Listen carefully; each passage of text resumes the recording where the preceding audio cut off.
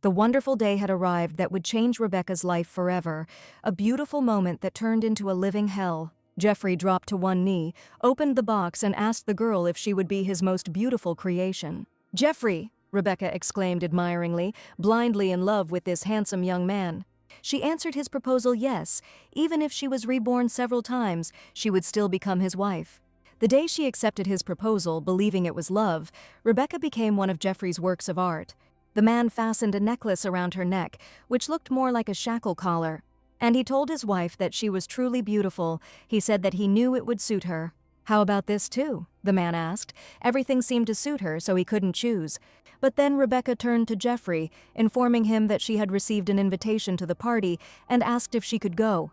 The girl modestly said that after the wedding she hardly saw her friends, and therefore she would like to. At that moment, Jeffrey interrupted his wife, refusing, because he only allowed her to go to parties that he also went to. That's right. He only allowed her to go if he went with her. But then he didn't let her talk to other people. "Enough, stop it." He shut her up and asked the maid what she was worth, ordering her to bring other jewelry. And it was like this all the time. After the wedding, Jeffrey isolated Rebecca, not allowing her to see anyone.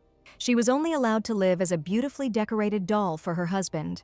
And then one day she was told the news of her own pregnancy, and then Rebecca understood that if a child is born into this environment, then he, like her, will live locked up in a mansion. Rebecca couldn't allow her child to live like a soulless doll, so she ran away into the night. For the first time in her life, she went against him. Her previously gentle, aristocratic hands had become rough from work, and her face had also begun to deteriorate little by little. And yet she was happy for the first time in a long time. She felt freedom. She felt that a bright future awaited her and her child. But tragedy comes at the happiest moment. One day, when she was sleeping, someone lit candles. A terrifyingly familiar voice called her name tenderly, running his hand over her cheek. He knew she was not sleeping. The girl jumped up in alarm to make sure her hearing wasn't failing her. And I saw in front of me a man who sent shivers down my spine when I looked at him, Jeffrey. Her husband said tenderly that she was truly naive and asked if she thought he wouldn't find her. Finally, their masterpiece was born. These words hit the heart like a blade. Everything inside sank. Psyche, at that very moment, exclaimed and called her daughter, the alarmed Rebecca. The baby was not in the crib, and the girl began to demand an explanation from Jeffrey about where her Psyche was. "Don't worry," the man said, waving his hand and asking if he would really harm his work of art. He couldn't leave his work of art in such a dilapidated place. After looking the woman over, Jeffrey said he couldn't believe she had ruined her appearance so much. Unable to bear his touch, Rebecca waved him away and desperately rushed to search for Psyche. But running out of the room, she heard footsteps from the second floor, and then a sweet girl with her child in her arms. "Lady Rebecca?" the girl asked in surprise, the woman standing in a stupor at the sight of Alicia. Looking at the girl, Rebecca asked her in shock why Psyche was in her arms. "Is it she?" the woman asked in horror. "Is it really she who betrayed her, Alicia?" she exclaimed. "She trusted her." The girl explained to Lady Rebecca with alarm, saying that she too had no choice. "Shut up," the mother screamed, "and give Psyche back immediately." But then the enraged woman was stopped by her husband, who asked where she was going. Jeffrey violently threw her back into the room and suggested that his wife must have lost her mind.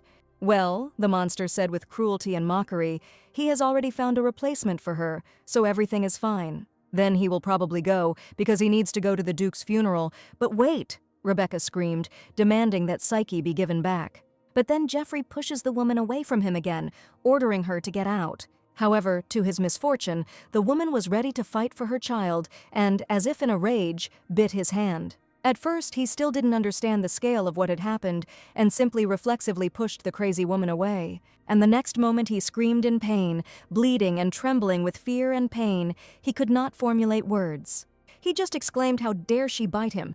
And Rebecca, spitting blood, stood up again. He said, frightened, considering their feelings for each other in the past, he wanted to save her life, but changed his mind. Jeffrey yelled at Rebecca that she asked for it and slammed the door, locking her in the room. Jeffrey, breaking his voice, called to him Rebecca banging on the door and ordered him to open the door immediately.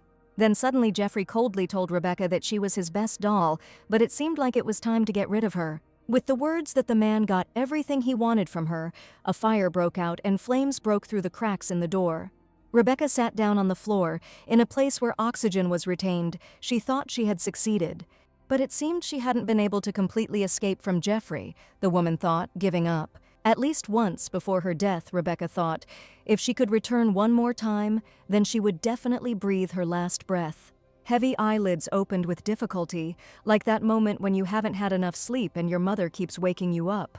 But suddenly she opens her eyes in alarm, realizing, or rather not realizing, whether this is a dream or what it is.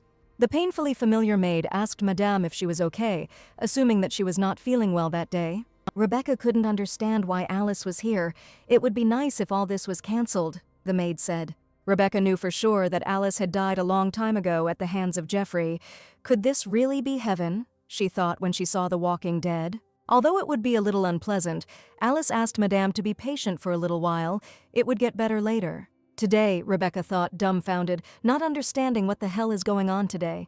When she went outside, she saw a beautifully decorated courtyard, flowers, glasses, a buffet, and now Rebecca realized that this was not heaven, but hell. The music was loud, drowning out all the other noises around her, but she couldn't stifle the thoughts racing through her head. Thus Rebecca returned to her own lived past, which she so desperately desired when she was dying. But this damn past brought her back to the very day when everything went to hell, to her husband's second wedding and his second war. And it was a beautiful and romantic wedding, Rebecca thought as she watched the newlyweds. It's a pity, of course, that this was her husband's second wedding. May the goddess Defina bless this marriage, said the priest, and he pronounced them husband and wife. To a burst of applause, the newlyweds stepped forward, and Jeffrey's gaze caught on his wife standing alone. And grinning, he ordered his wife to smile in his usual narcissistic tone.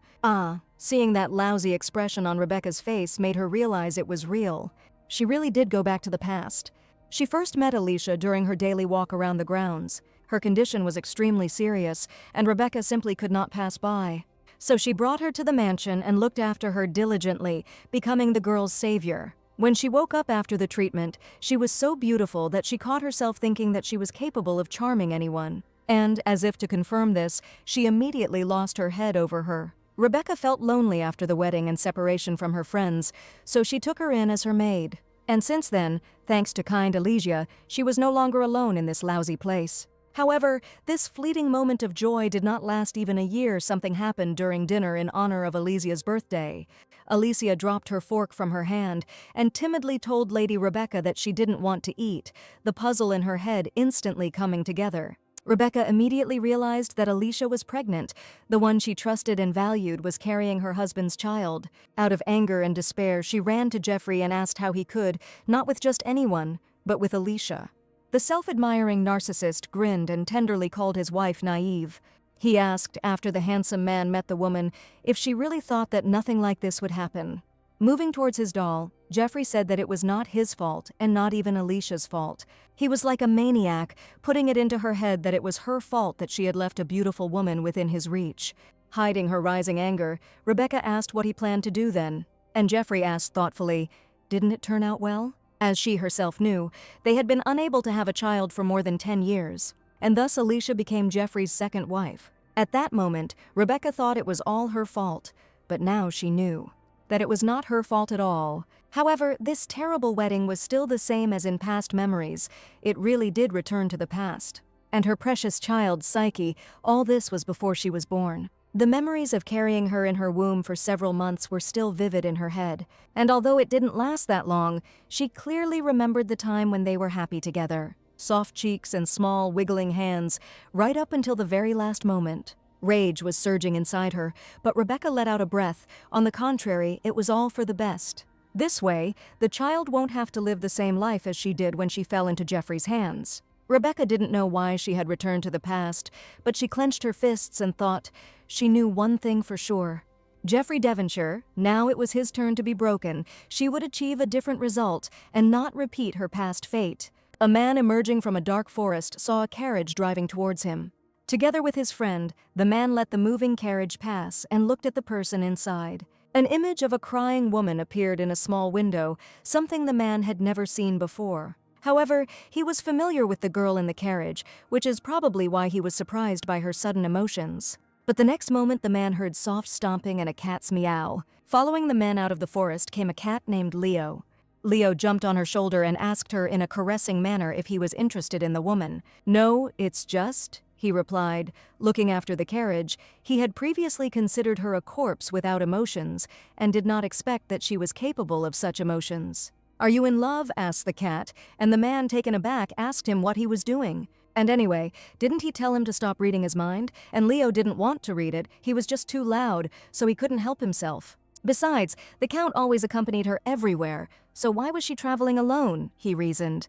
The man turned to Claude. "Yes, Duke," the young man replied. He asked what the hell the Earl of Devonshire was doing on his territory. Claude gasped and remembered that they were on the battlefield, and that the poet did not know that the Earl of Devonshire had taken a second wife. "They say that today on the coast of Valeria a wedding was held between them, which," the Duke interrupted him, "that is, he wants to tell him. What is happening now on his territory? Such a disgusting farce as a wedding, and even in his favorite place." In anger, he ordered Claude to immediately drive them out and never let them into that area again. He gave the deadline for execution until tomorrow, and the young man timidly replied that he would immediately carry out his order. And so Rebecca returned to the Devonshire mansion again, and remembered what she was doing at that time. Although she was a countess, she had nothing to do in this mansion. She was the mistress, but Geoffrey deliberately avoided talking about what belonged to her. The duties of the mistress of the house, he said, were enough for her to simply be there, like a beautiful flower. He handled all the difficult matters, and in this mansion she was just a perfect doll. But then Rebecca turned her attention to the Palace of Light, the place that Geoffrey loved most. Devonshire has been renowned for its deep love of art for generations, collecting incredible works over the years. They even built a separate building where the temperature and humidity were controlled for their storage. The Devonshire's love of art was almost manic, but what if it destroyed this place? What would Geoffrey's face be like then? Just the thought of it made the day brighter. If she could do it, it would be wonderful. But it is impossible to destroy such a carefully guarded place, and now she has no strength, nothing. If she had had a secure parental home, she would have divorced long ago, but her family went bankrupt shortly after the wedding. And so she barely stayed afloat, relying on the county of Devonshire. If only she had strength. Then Rebecca could have prevented Alicia from becoming a second wife. It was particularly sunny today, and Alice asked the lady to be careful not to get sunburned. Rebecca happily thanked Alice for becoming her good friend. Alice. She was the only person who thought about her in this suffocating county. In her past life, when Alicia gave birth to a child, she secretly took her to the village festival. Everything was done to lift her spirits, and, thanks to her, she spent happy hours for the first time in a long time. However, the retribution for this was severe. While beating her, the Count asked how she dared to secretly take her away to who knows where. But no matter how she tried to stop Geoffrey, Alice, lying in a pool of her own blood, died before her eyes. Rebecca was deeply indebted to Alice and asked her if she had any wish, and if it was in her power, she would grant it. "Wish?" the girl asked again and said, "Her wish is to spend peaceful days with Madame, just like now." "Don't say that," Rebecca asked her to tell her honestly. "Maybe it's jewelry or she needs a raise." Taken aback, a grateful Alice dropped the umbrella from her hands and said that she really didn't need anything. Alice admitted that she simply wanted to be Madame's eternal bodyguard. "Alice," she said painfully, thinking how good it was that she had returned to the time when Alice was still alive. Rebecca thanked Alice. She really was the only one who was on her side and suggested going back inside. Already in the mansion, Rebecca thought, well, Geoffrey's room and office are on the 3rd floor. Geoffrey didn't allow anyone to approach the 3rd floor because he wanted to look down on everything alone. The 3rd floor, where his room and office were located, no one could go up there and no one entered it, including her. The office was always tightly locked. That's probably where everything connected with the Count was kept. Maybe that's where she'd find his weak spot. But as soon as she took a step towards the stairs, a guard blocked the passage. After all, from this place onwards entry was prohibited someday, Rebecca thought, and replied that she knew. Rebecca headed to her own room, and Alice noticed Madame looking at the door. So, returning to the room and being alone, Alice asked Madame if she wanted to go to the office. She was just looking at the 3rd floor stairs and asked if she could help her. Rebecca immediately remembered how Alice had persuaded her in the past to go to the festival, promising that no one would know. And remembering perfectly well the terrible consequences, she nervously refused, worried that she might be punished. The Count had gone away on his honeymoon for a week anyway, and wouldn't be back until then. Now, with the guard down, this was their chance. Now the third floor is guarded by only one guard. She will distract him and take him to the kitchen, and at that time she will make her way into the office. Alice thought that she was probably lonely after the Count's departure, and she wanted to take a book to read, asking him to rely on her. Rebecca hesitated, but Alice was right. When else would there be such a perfect chance? And so, according to Alice's plan, Rebecca found herself in her husband's previously unknown office. Thanks to Alice, she actually entered the office in her past life. She had never entered here. It was necessary to find something that could be used as pressure and weakness in Jeffrey. Opening the drawer, she found documents with familiar names. The Obelia family. This concerned her family. Date. The Obelia family secures title to their land. Date. The Obelia family's business closes. And date. Additional debts are incurred.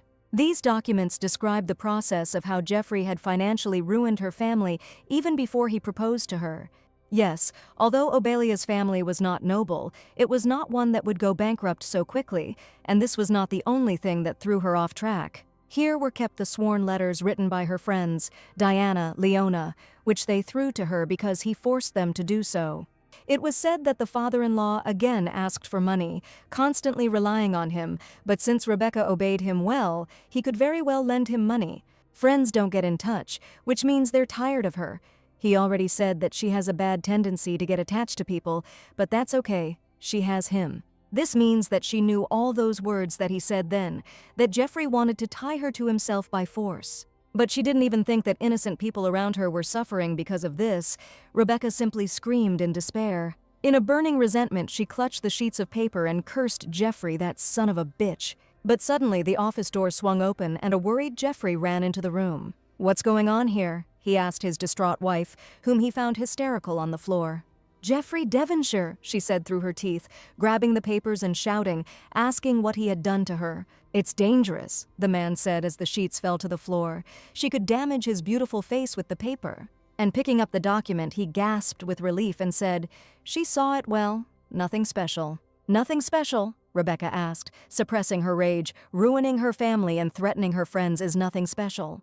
Jeffrey chuckled and asked Rebecca to look deeper, convincing her that this was all for her sake, and that these friends were not right for her from the very beginning. He should have immediately made friends within his own circle, and to say that he ruined her family is a bit unfair. Could he really do this to the one he values most? He helped her father. Have you forgotten he was the one who lent him money when he was having difficulties? "Let go," Rebecca cried. In a past life, she would have easily believed his words, but when she saw these documents, she understood.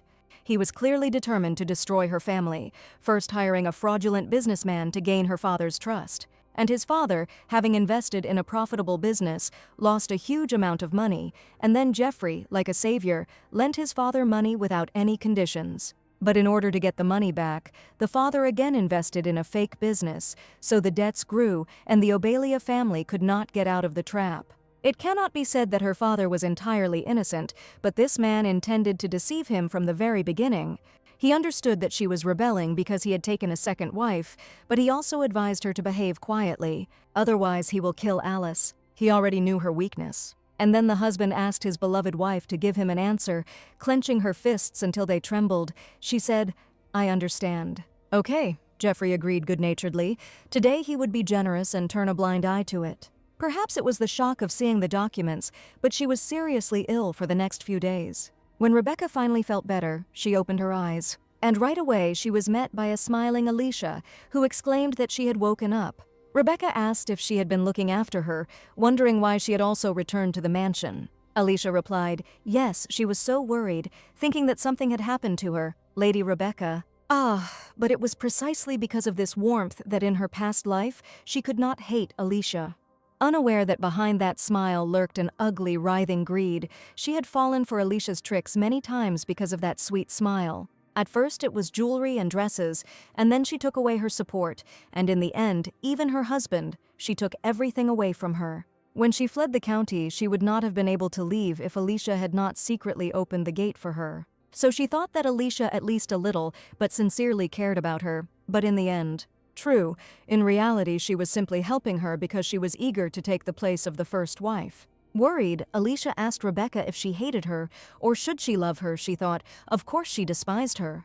She still clearly remembered how she had dug her vile fingers into Psyche, but she replied, "Of course not. Why would she hate her?" "You see," Alicia pointed out, "she is speaking to her formally again, which she never did before, that's right. She hates her because she took the Count away from her." Almost in tears, she told Lady Rebecca that she too could not do anything, and here again was that phrase that she had uttered before Rebecca's death. And okay, this hit Rebecca's psyche, but then Alicia exclaimed that a powerless servant could not refuse the Count. Enough. She shut her up coldly, explaining that that was why she had given her another choice the day she found out she was pregnant. Rebecca had told her to run. She promised to find her a home and give her enough money to last her the rest of her life. She wanted this for her own good. She saw what happened to her. Jeffrey would do the same to her, but Alicia said that she was already an adult. And asking to stop communicating with her, as with a child, she said she will make decisions concerning her child and her life herself. Rebecca asked if she had forgotten, reminding her that it was her choice alone. She said that she was an adult and was responsible for her own choices. Remembering this, the girl shuddered, unable to find words of justification, but Rebecca suggested ending it there. "Since that's how it turned out, there's no point in feuding. Their husband won't like it," Alicia sadly agreed. Good, Rebecca thought, if she was still blinded by greed. "By the way," she suddenly said, and thanked her for looking after her, deciding to give her a gift as a token of gratitude. Opening the box, Rebecca asked to choose something from here, though, Alicia asked hesitantly, coming closer. Her gaze immediately caught on one beautiful and striking piece of jewelry. "My God, how beautiful," she said. And his hand was already raised for the necklace, but Rebecca snatched it away quickly and, as if surprised, asked what it was doing here. It was a family heirloom that Jeffrey had given her, so she couldn't give it to him and suggested he choose another one. Alicia asked if she could have it then. Got it, she thought with a smirk. And she answered proudly that only a countess could receive it, so she didn't know if a second wife could receive the same. That's right, Alicia. Know your place and desire what you can't have. Suddenly, the countess's husband entered the room and asked for Rebecca, so she was with Alicia. Luckily, nothing was stolen, he said, but her dry skin irritated him. He advised her to court her properly if she was going to attend the victory banquet in the war. "To the banquet?" asked Rebecca, and then Alicia exclaimed, "A banquet means there will be a party." She was going to a party for the first time, and then she would need a dress, so she asked the Count which one would suit her. Jeffrey asked Alicia what she was talking about and explained that she didn't need to go to the banquet. This event was organized by the Emperor himself, and she cannot go there because she is a commoner. He asked her not to make such a face, promising in return to give her her favorite jewelry. He asked her to play with them and sit quietly at home, then Alicia demanded to give her the relic. "The relic," he asked Rebecca. And the gasping girl explained that she was grateful to Alicia for leaving and offered her to choose something, accidentally showing her the relic. Sighing heavily, the Count, irritated, explained to Alicia that only the Countess, that is, the first wife, could receive this. Why, she was hysterical like a child. She is also a countess. They are officially married. Not wanting to make a scene in front of his wife, he suggested that she go outside and talk, but then Rebecca stopped them with a question. "And I asked these two why they returned from their honeymoon so early." Jeffrey and Alicia were definitely on their honeymoon for a week, something that never happened in their previous life, so why did they return so early? "And what do you think?" Alicia asked, snorting. "Is it all because this noble Count sold the villa to the Duke for just a few paintings?" "Alicia, what kind of impudent speech is this?" Jeffrey muttered angrily and ordered her to leave immediately, slamming the door behind him. "The Duke then, that is Duke Johannes, yeah, that means he is the imperial banquet. This time she will gladly go there. Finally, she has a chance to take the first step towards revenge." Having gathered herself, Rebecca called Jeffrey, who, standing up, told his wife that she was truly beautiful. The girl thanked her husband, clenching her hands into fists. But, looking at her now, Jeffrey remembered the party in honor of his 17th birthday. 17 years ago, in winter, young Jeffrey walked out of a party hall out of sheer boredom. But suddenly I heard some noise and laughter from below. 3 girls were cheerfully playing snowballs. And among them he saw that same sweet girl, whose cheeks were warmed by the frost. Her beautiful face and sweet laugh were forever imprinted in Jeffrey's memory. Soon Rebecca also caught a close look from above, looking at the object of observation. An incredibly handsome young man stood on the balcony of the mansion, looking in her direction in amazement. And the young maiden also could not contain her interest in the handsome guy. She smiled enthusiastically at the Earl of Devonshire's son, and her heavenly eyes sparkled. On that cold winter day, his monotonous life gained purpose for the first time. What an incredibly beautiful child will be born if he marries this beautiful maiden. Beauty is the meaning of his life, so the beautiful Rebecca must become the perfect doll to complete his kingdom. Although, of course, Rebecca turned out to be smarter and more stubborn than he expected. But now she has become a woman who obediently looks only at him and relies on him alone. Almost 10 years that he spent on taming her were not in vain. He did not come to the young and beautiful Alicia for no reason. So keep comparing yourself to her and sharpening your beauty, Rebecca. From now on, if she is as beautiful and obedient as she is, everything will be perfect. And when she gives birth to a child who looks like him, his beautiful kingdom will be completely completed. At the same time, in the Duchy of Johannes, the Duke asked Claude if there was any more useful news. Lately, storytellers have been flocking to the scent of money, saying that it takes days just to weed out the strange types. And also, the assistant added, he needed to change clothes quickly. The main character couldn't miss the victory banquet. But if the Duke had known that this would happen, that he would not have gone to war, Claude asked who said that his fist was itching with the desire to go there. It was only a war in words, but as soon as they drew their swords, they immediately surrendered. It was obvious that the emperor had planned everything, but there was something strange from the very beginning. So what? He asked him to visit at least once in recognition of the efforts made in his absence. If he continues to test the patience of his majesties, a great misfortune may occur. So what kind? Leo asked. As long as that damned goddess favored their family, even the emperor would not be able to touch them, the Duke explained. The noble ducal family of Johannes, who received the blessing of the goddess Daphina, which protected the family, was in fact a curse. Long ago, Johannes's ancestor, having received a revelation from the goddess, united with the rebels in a civil war and became their leader. Under the protection of the goddess, a new emperor ascended the throne, and the new emperor granted Johannes, his chief companion, the title of Duke. Temples were erected throughout the country in honor of the goddess, and cats were sent as messengers and a symbol that the goddess was watching over them. Perhaps due to their endless wealth and fame, Johannes's descendants gradually forgot about the goddess's supervision and went so far as to commit the sin of debauchery in the temple. As a result, the blessing she had once bestowed turned into a curse, and he and his descendants had to pay for the blessing she had given by protecting her messengers. Since then, the souls of Johannes's children were connected with the cats sent by the goddess, after which they began to share even pain and feelings. The curse sometimes even took the lives of children the cat sent by God, fed only on the divine power of the air. So heirs with weak divine power died early, and in the duchy, in order to somehow continue the line, they married off heirs from an early age, forcing them to give birth to heirs. And if the first wife couldn't quickly give birth to a child, they continued to take new wives, and Julian was no exception. The father told his son that he was born with the strongest divine power among all the heirs. Therefore, he must produce as many heirs as possible, so that even if one dies, he can continue to protect the holy being. The boy angrily asked if he wanted to tell him to continue dragging innocent women into this curse. He didn't want that. He said this just now, but he too will soon understand that this curse cannot be gotten rid of. The boy was scared, but did not want to put up with all this injustice. And one day his mother told Julian that he should never fall in love. And before he had time to properly mourn his mother, the Duke introduced his new mother to his son, ordering him to say hello. "Get married as soon as possible," he asked Claude, and told him to tell his parents not to make him laugh. He had no intention of meekly accepting this terrible fate, but if he did not produce an heir, that curse will be inherited by Lily. One way or another, he must end this curse in his generation. Later in the evening, the Devonshire family arrived for the end-of-war event.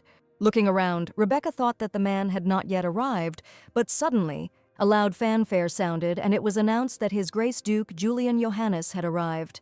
Yes, the one Rebecca had been waiting for all this tedious evening had finally appeared. From the doorway, the war hero was greeted by a voice telling the Duke that he had worked hard in this war. Julian looked back and thanked His Grace the Emperor. And then the old man introduced the man to a girl he saw for the first time, Princess Catherine. What an old fox, the Duke thought with pity. He saw right through it all. The power of the church had been uncontrollably strong for many years. Most of the high-ranking aristocrats were on the side of the church, and it became common for them to revise the policies adopted by the National Assembly. The current emperor, unlike his predecessor, sought to strengthen imperial power, and he clearly saw the intention of using the Johannes family. Julian Johannes was known as a Casanova, changing girls like gloves and having disgusting taste. The emperor asked how about having the first dance with the beautiful princess. But even so, why does he want to marry his daughter to him, knowing about such rumors in society? Unfortunately, until there is no other choice, he must play the role of the emperor's obedient dog. Nothing can be done. And he asked if she, the princess, would do him the honor of dancing the first dance with her. If he marries a princess, even the temple cannot frivolously demand that he take a concubine. But he could not drag an innocent lady into this matter and let her repeat her mother's fate. While the Duke was giving his first dance to the princess at the banquet, Rebecca was watching him. Suddenly, her husband returned her gaze to himself, and he told Rebecca that she should only look at him. Rebecca gasped and apologized. She told Jeffrey that she felt a little dizzy, but he told her to behave well in places like that. After all, she needs to show everyone that she only looks at him. Yes, she answered, thinking, disgusting. And after the dance, he sent her to the farthest corner and ordered her to sit there quietly. But thanks to the fact that he went to have fun with others, Rebecca had a chance. The Duke also finished the dance and went off to a place where there were the fewest people and exhaled heavily. To his surprise, a voice said that there were no cats to be seen today. Julian tensed up. He didn't think there would be a woman here who would approach him. He was planning to leave, but then she asked if this cat, Leo, shared the same soul with him. And the rest of the cats are just bait to hide this. Having heard this once known to others, the Duke exclaimed like her. The stranger immediately interrupted him. Enough, she said. Don't pretend to talk to her. They are being watched. And indeed, looking around, Julian quickly came across the man who was watching intently. And returning to the column and the conversation, the Duke asked who she was. Rebecca replied that she would tell him straight out. She knew everything perfectly well. And she told Julian the words that pierced his bones. She knew a way to remove the curse from the Duke. What nonsense, he asked. If the cat linked to his soul died, he would die too, and that he was collecting stories about the curse to find a way to break it, she continued. The Duke replied that he was hearing about this for the first time, actually wondering who had sent her, the Emperor or the tricks of Duke Ranus. Then how about this? She also knows the fact that the Duke, now famous for his perverted passion, is actually a virgin. He hides it with rumors, but in reality he would not sleep promiscuously with just anyone after all. He did not want to leave offspring as his father had ordered. She knew that too, but since she wanted it so much, he wouldn't miss the chance to get rid of the curse now, Rebecca asked. Julian asked what she wanted, and the girl explained what she would tell him if he danced with her. He must definitely invite her to dance in front of the Emperor when all eyes are turned here. Julian anxiously asked her to wait and tell him her name, but the answer did not take long to come. Rebecca, immediately after his words, the name of this girl sounded from the lips of the man. And looking back at the end, Rebecca smiled and whispered that she would wait for him. Jeffrey then approached the girl and asked how long she had been waiting, explaining that Duke Ranus had not let him go. Suddenly the Count noticed a piercing gaze on the couple, and then he reproachfully remarked how rude it was for him to look at someone else's wife with such a glance. The Count, sighing, turned into a duke. He didn't even notice him, because he was so inconspicuous. Damn Julian Johannes, that impudent scoundrel. At their first meeting, he made a point of telling him the same thing, leading the freak to leave. This arrogant manner of his, as if he was the best, he never liked it, which is why he tried to avoid meeting him. But he clearly had a keen eye for works of art. He thought that he would never get Rebecca, and ostentatiously said that he would take his wife. Rebecca is his finest work of art. And he won't allow someone like him to covet her. At that very moment, the audience turned their attention to the stage. Everyone noticed how tender the Count was towards his wife. But so what? She lived like a statue locked in her house. But this is quite expected, because his wife is the first beauty of the empire. He would also lock her at home and not show her to anyone. Suddenly, the sound of heavy boots walking on the floor of the hall was heard, attracting everyone's attention. And the Count also looked back, hearing powerful steps approaching him. Jeffrey then asked if the Duke had anything else to say. No, he answered proudly, confidently raising his head. He had nothing to say to the Count. He wanted to reach out to her. Julian acted immediately. And just as Rebecca had wanted, with all eyes on them, he asked her if she would like to dance one dance with him. The ladies in the hall were in complete shock at the Duke's outburst, knowing the Count's character very well. Rebecca had hardly met this man before her return, so she was surprised. Even after her sudden offer of a deal, he had such a calm expression on his face. He was definitely a difficult man, but then Jeffrey advised Rebecca to refuse, saying that he was not worth getting involved with. But then the emperor attracted everyone's attention with his laughter. "The Earl of Devonshire," he exclaimed laughingly, and told the boy that it was not right to be so protective of his wife.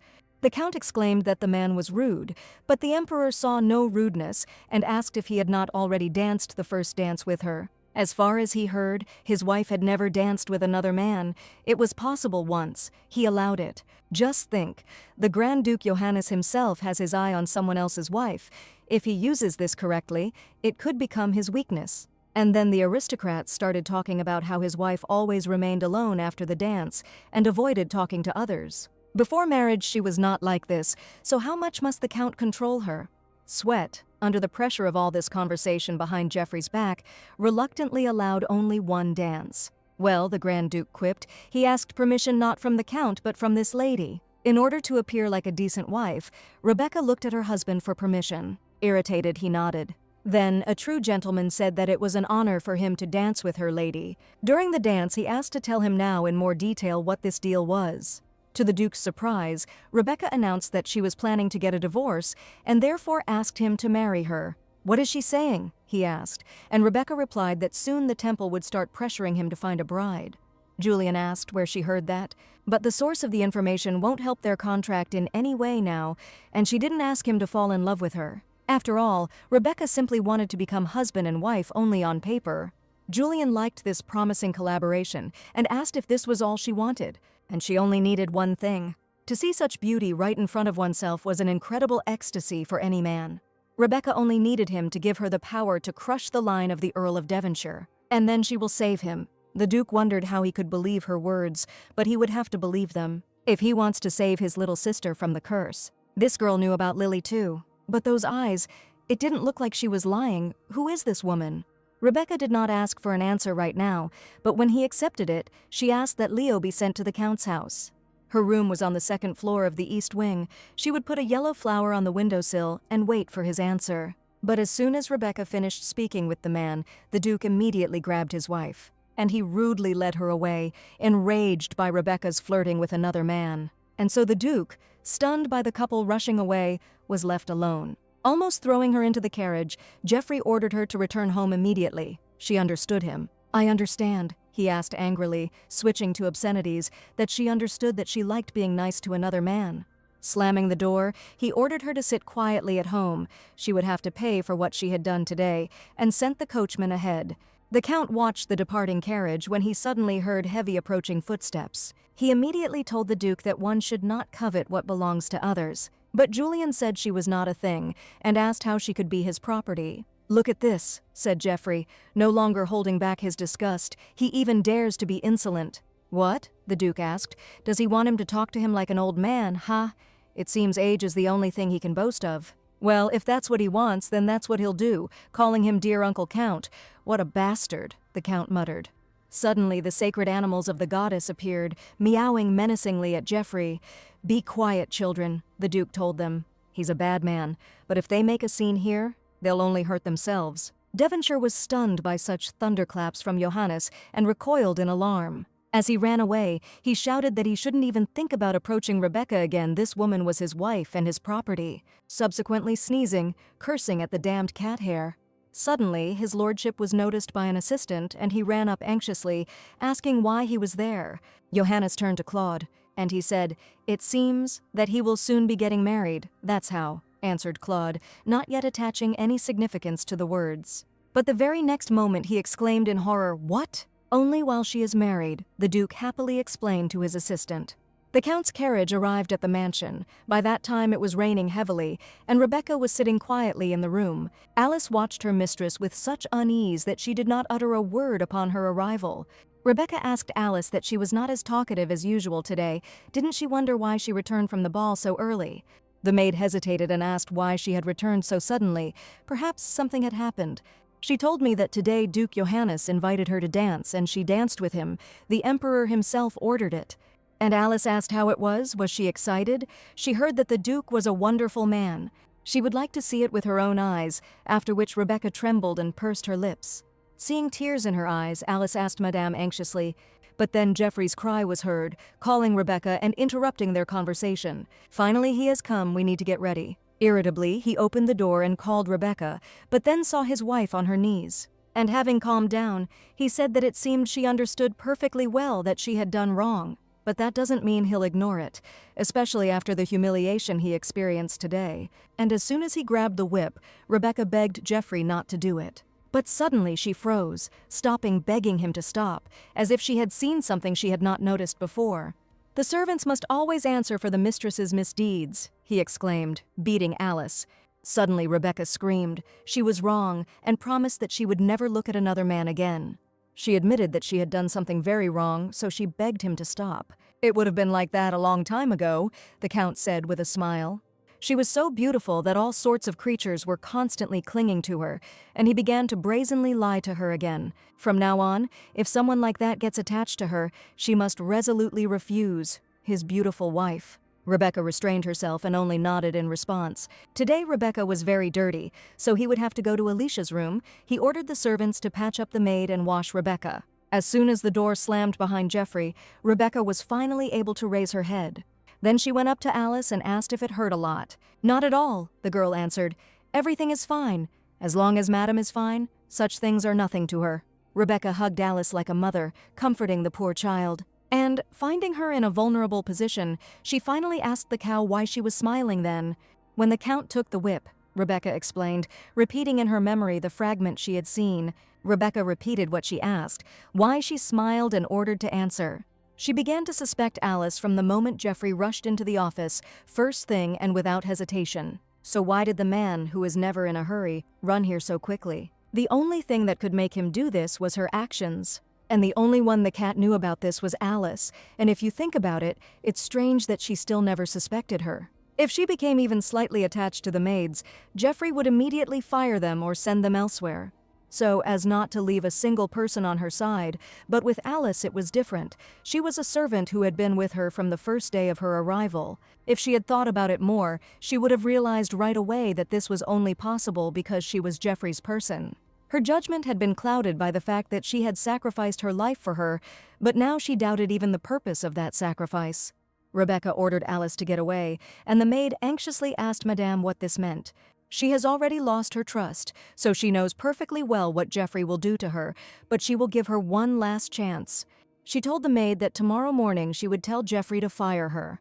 So she advised Alice to run away from here before dawn. She realized that a naive and stupid woman had revealed it to her. Didn't she even have the courage to take revenge on the traitor? She didn't like it, and she wondered if she would even ask why. But for Rebecca, knowing the reason wouldn't change anything. She just told her to hurry up and run. The maid told Rebecca that she had always been like this. She had everything, but she did not know how to enjoy it. Does she really think that anyone is born to poor parents of their own free will? Wasn't her family also insignificant? Since the Count had sheltered her out of the kindness of his heart, shouldn't she be grateful? She asked Alice if she was saying this because she had seen what had been done to her. Did they do it? She asked, and at the same time she was still dissatisfied with something, but he considers her beautiful. She said with envy that he gave her so many jewels and even dressed her beautifully. Did she know how many times she had caught herself wishing she could take her place? Alice asked, and she screamed in rage. Why couldn't she just stop resisting him and live in peace? Rebecca told Alice to watch her words, threatening that she could kill her right then and there. "Try to kill me," she screamed, "but she won't be able to, because she has always been a naive and kind countess." "Enough of this hypocrisy," exclaimed the envious maid, when suddenly, the maid who came with the Count cold-bloodedly hit Alice on the head with a basin, stunning her. Not expecting such a turn of events, Rebecca looked with concern at the fallen body of the servant, and the maid turned coldly to Lady Rebecca and informed her that the bath was ready. Having grabbed Alice, who was lying unconscious, the servant said that she would deal with this scum. As soon as the door slammed behind them, Rebecca fell to her knees. She had given her many chances, but now it was all over for her. And that maid was probably Jeffrey's person. What will happen to Alice now? Ha! There was a nervous laugh, and there she was again, still worried about Alice. Tears of resentment rolled down her face from the realization that she was now completely alone. She no longer has any allies here. How long did she sit like that? The maid who said that the bath was ready never returned until the end of the night. Wiping away her tears, Rebecca finally walked to the window and looked at the full moon illuminating everything. Looking at the endless sky and standing next to the yellow flowers, Rebecca clenched her fists. She told herself that she would definitely become strong, and that she would definitely become strong and break the rock. She has nothing left to lose, now she can do anything. The heavy rain continued to pound the ground, and Alice's hand touched the wet stone. Finally arriving at the Count's gallery, the maid threw Alice aside like a bag of trash. The girl finally came to her senses, and clutching her aching head, asked what she was doing. She anxiously asked where Lady Rebecca was, sighing and saying that she was in the way. Suddenly, looking around, Alice froze in horror, realizing where she was. It was a scary place, and she immediately began to beg the girl not to take her to the basement. Worried about her life, Alice asked what she wanted, promising to give everything so that. But then Geoffrey came up and said, "He continues to make noise until the very end. Calm her down." With a precise movement, the girl struck Alice in the neck, stunning her and causing her to fall unconscious. "Her name is Canna," the Count asked with interest. She was more useful than he thought. If she continued to work well, she would get everything she wanted. However, she did understand what would happen if she crossed the line. "Yes," Canna answered. "This time Octavian found a good dog. Good. From tomorrow she will become Rebecca's servant instead of Alice. She will have to report to him about everything, about Rebecca's thoughts, things, looks, about everything." Kanan understood him. And then the Count ordered her to be led. The assistant who came with him lifted Alice up. And together with Geoffrey they left this terrible room, Kana watching them go. But now in her gaze there was not devotion, but contempt and disgust directed at the Count. The next morning when Rebecca woke up, she was greeted by an unusual but familiar voice. The maid introduced herself as Kana and said that from today on she would be serving her, madam. This was the maid she had seen yesterday. It was amazing how quickly he had found a replacement for Alice. But among the maids she had glimpsed in her past life, there was no girl named Canna. Had the future really changed, Rebecca wondered worriedly. Canna had incredibly flawless skill, while Alice was clumsy in many ways. I wonder what happened to her in the end. Did Canna tell Geoffrey that she figured out who Alice was? She thought it would be a problem when Canna told her that Alice was dead. The Count doesn't know the details of what happened last night, so the Count still...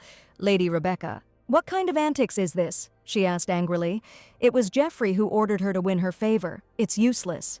She saw how it all ended for Alice, so she should understand. Run, she advised, before it's too late, if she values her life.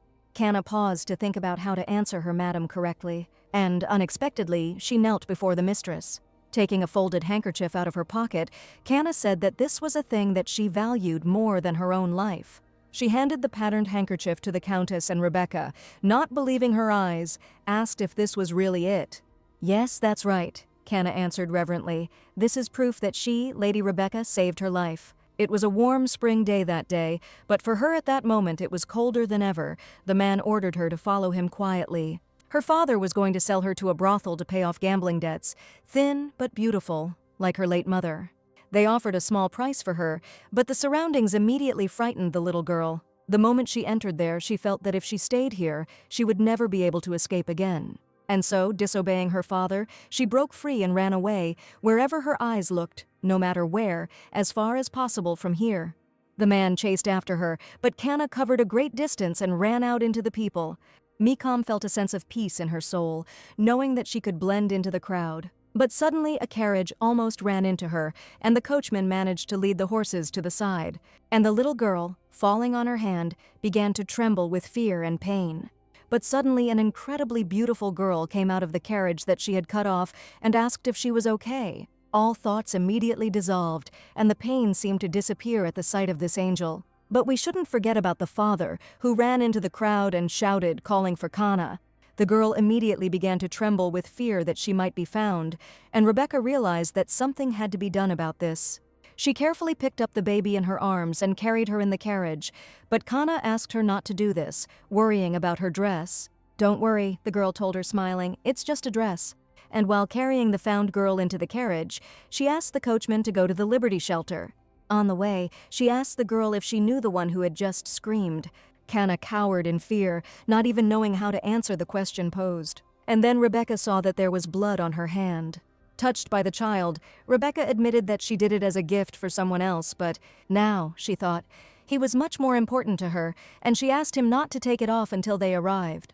From such care, tears flowed by themselves. The place where they were heading was called Liberty Shelter. Rebecca said that all the people there were good, and she would make sure that whoever yelled at her did not come near her again. It was the first time in Kana's life that she felt such a warm touch. Although she could not meet Lady Rebecca after she was taken to the orphanage, she never forgot her warm touch. No, she simply would not dare to forget. She had survived until now, driven by a single desire.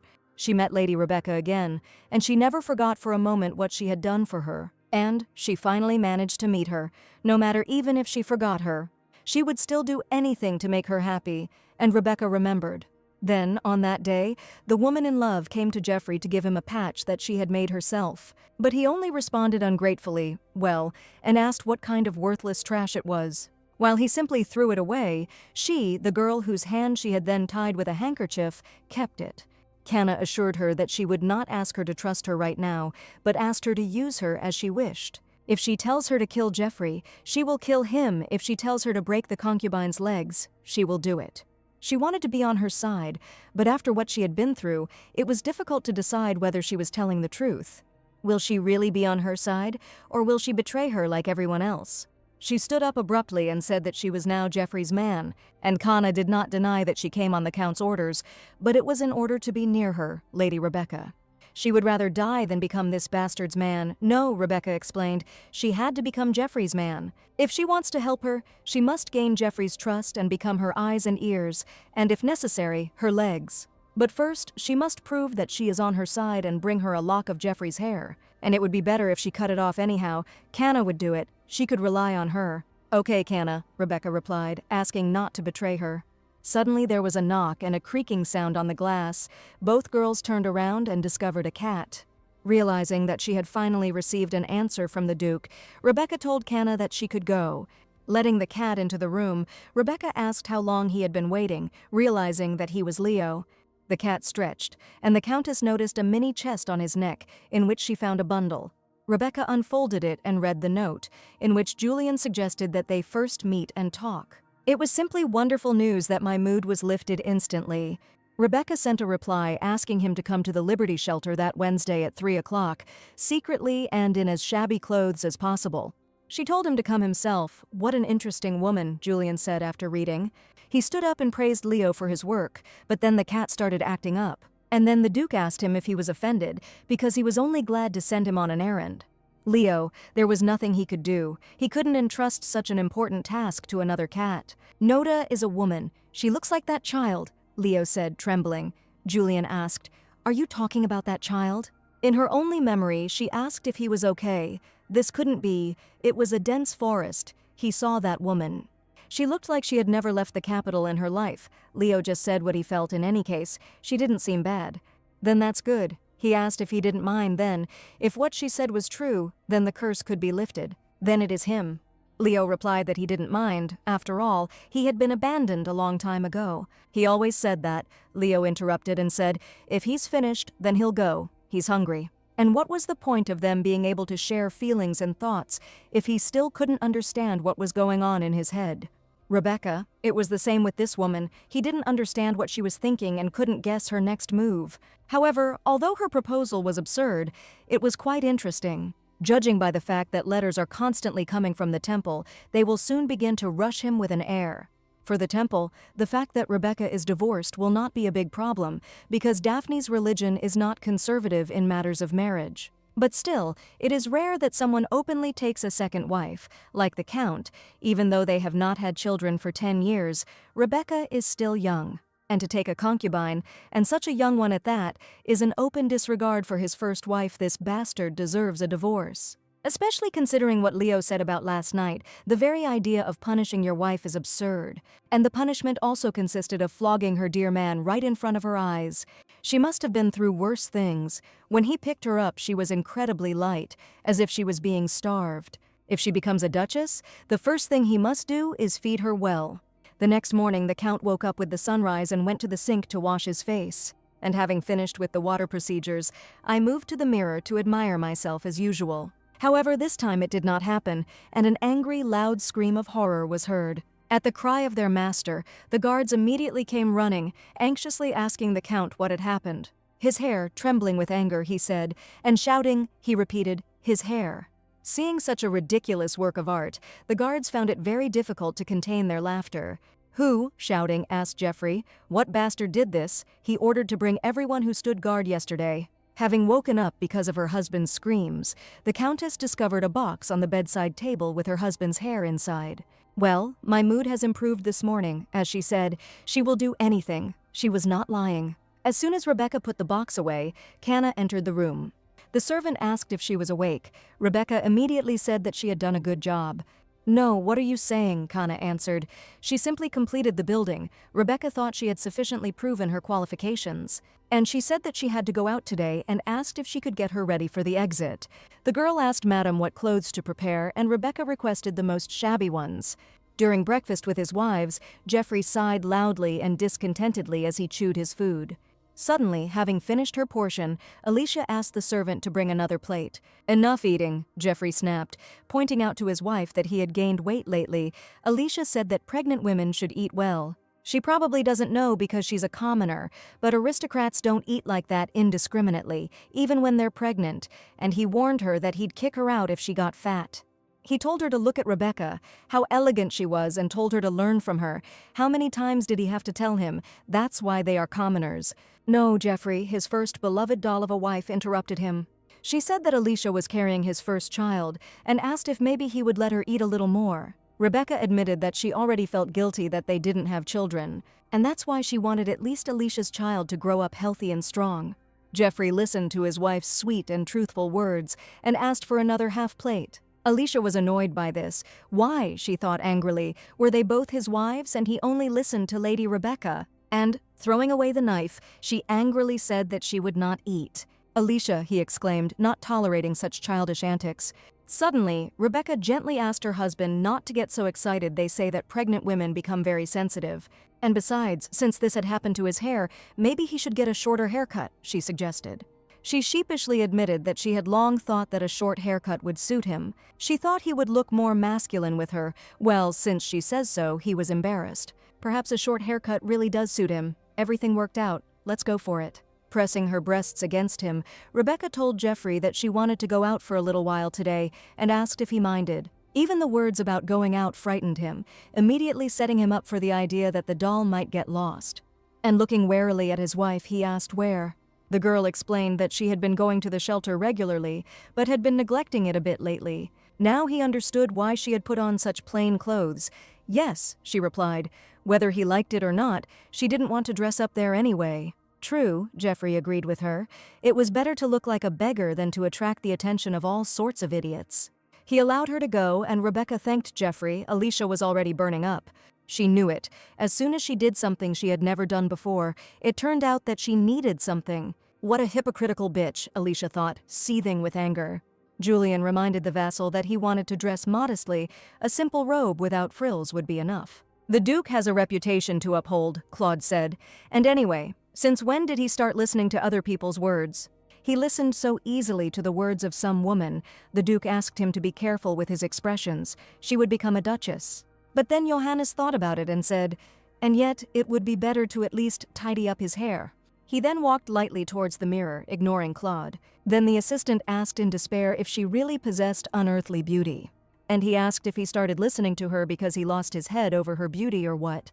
What? You asked the Duke if he was jealous now, and apologized to Claude for the fact that he was already taken, and, besides, their age difference was too big. What nonsense is he talking about? Claude shouted. He is just a loyal vassal who worries about the naive Duke day and night. This woman is not that simple. She definitely has ulterior motives. Well, the conditions aren't that bad, and what difference does it make whether it's spreading rumors about a marriage or an actual contract marriage? None of these options inspired confidence, he asked Claude. He knows that he is ready to do anything to get rid of this curse. But what if that lady was lying, he worried. Even if so, well, he'll still believe her, and no, he's not saying he trusts Rebecca completely. Still, she could help him achieve his goal, to be honest. He was already a little tired. And he did not know what he was so worried about and asked if he had forgotten that he was Duke Johannes. And while he was with her, he would not sit idly by. He believed that during this time he would find a way to remove the curse. Ever since he first saw him, the Duke had not looked like a child. He had not even shed a tear at his mother's funeral. But to him, it looked like a fragile shard of glass, ready to shatter at any moment. Now he, Claude Chenister, was his only ally, and that day Claude decided to protect him.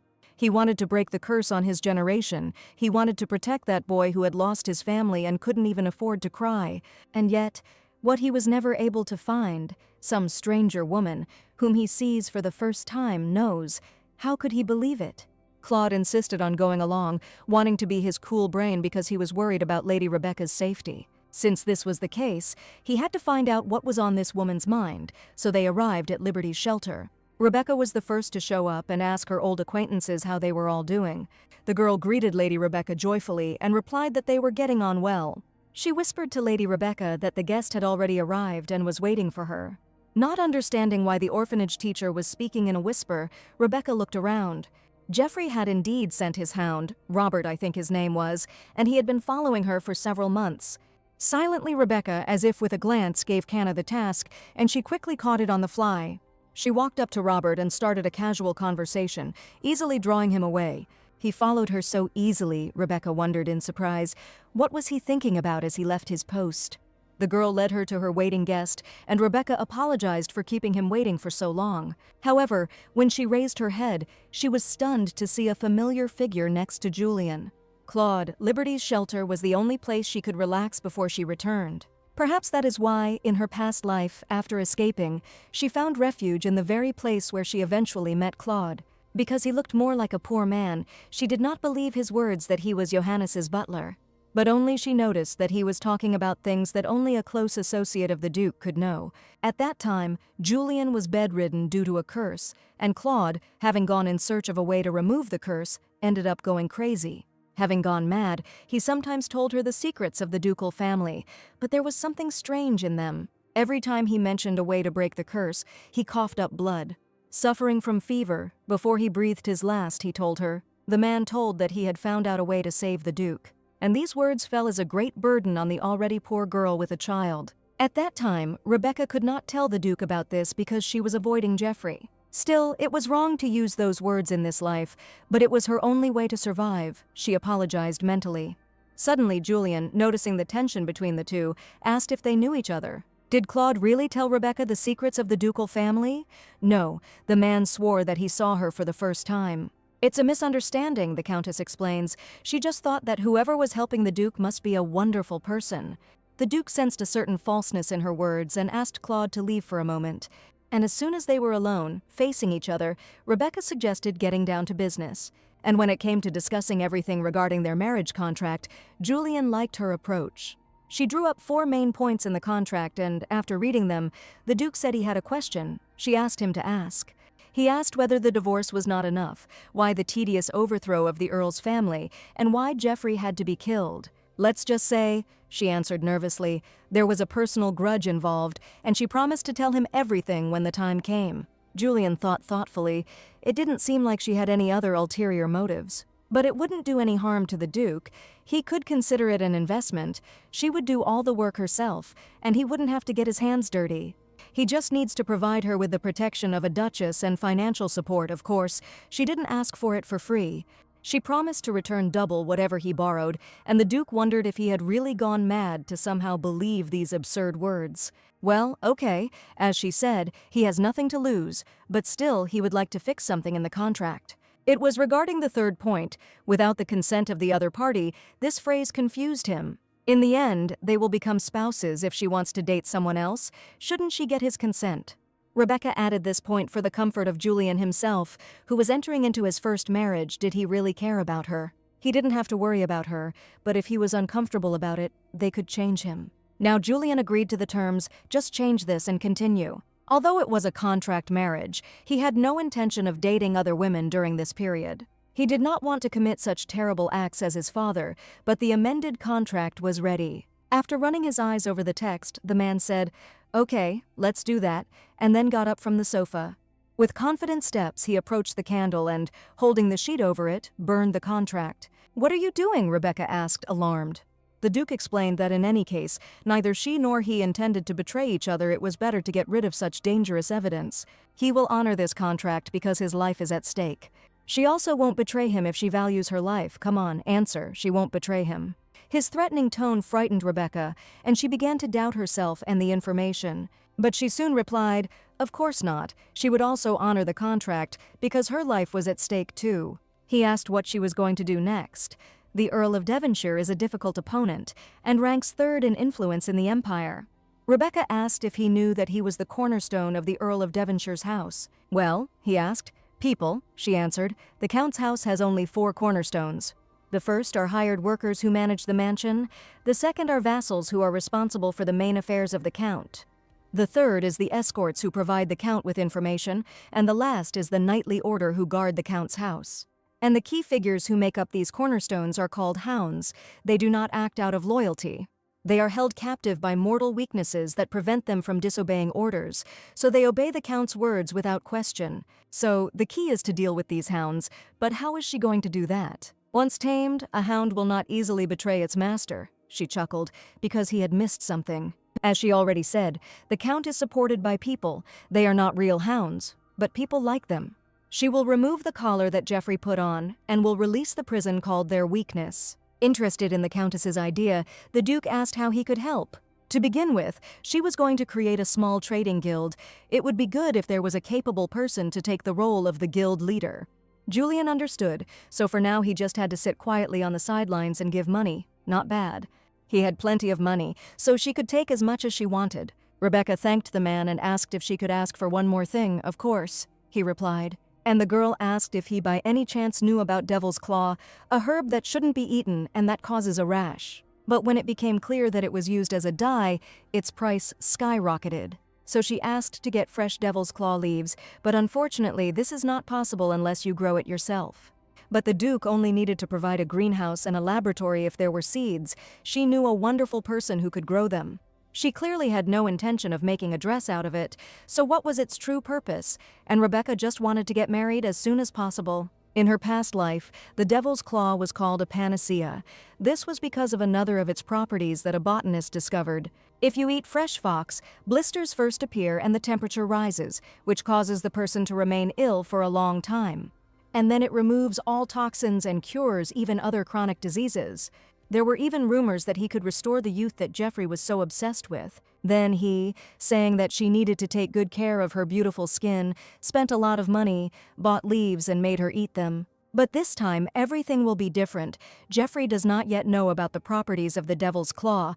Geoffrey loved her for only one reason, and it was all about her looks. And if she lost the beauty he loved so much, he would no longer have a reason to keep her close. Julian was amazed that she could say such things so calmly. Rebecca asked him not to look at her like that, and asked if not everyone had their thorns in life.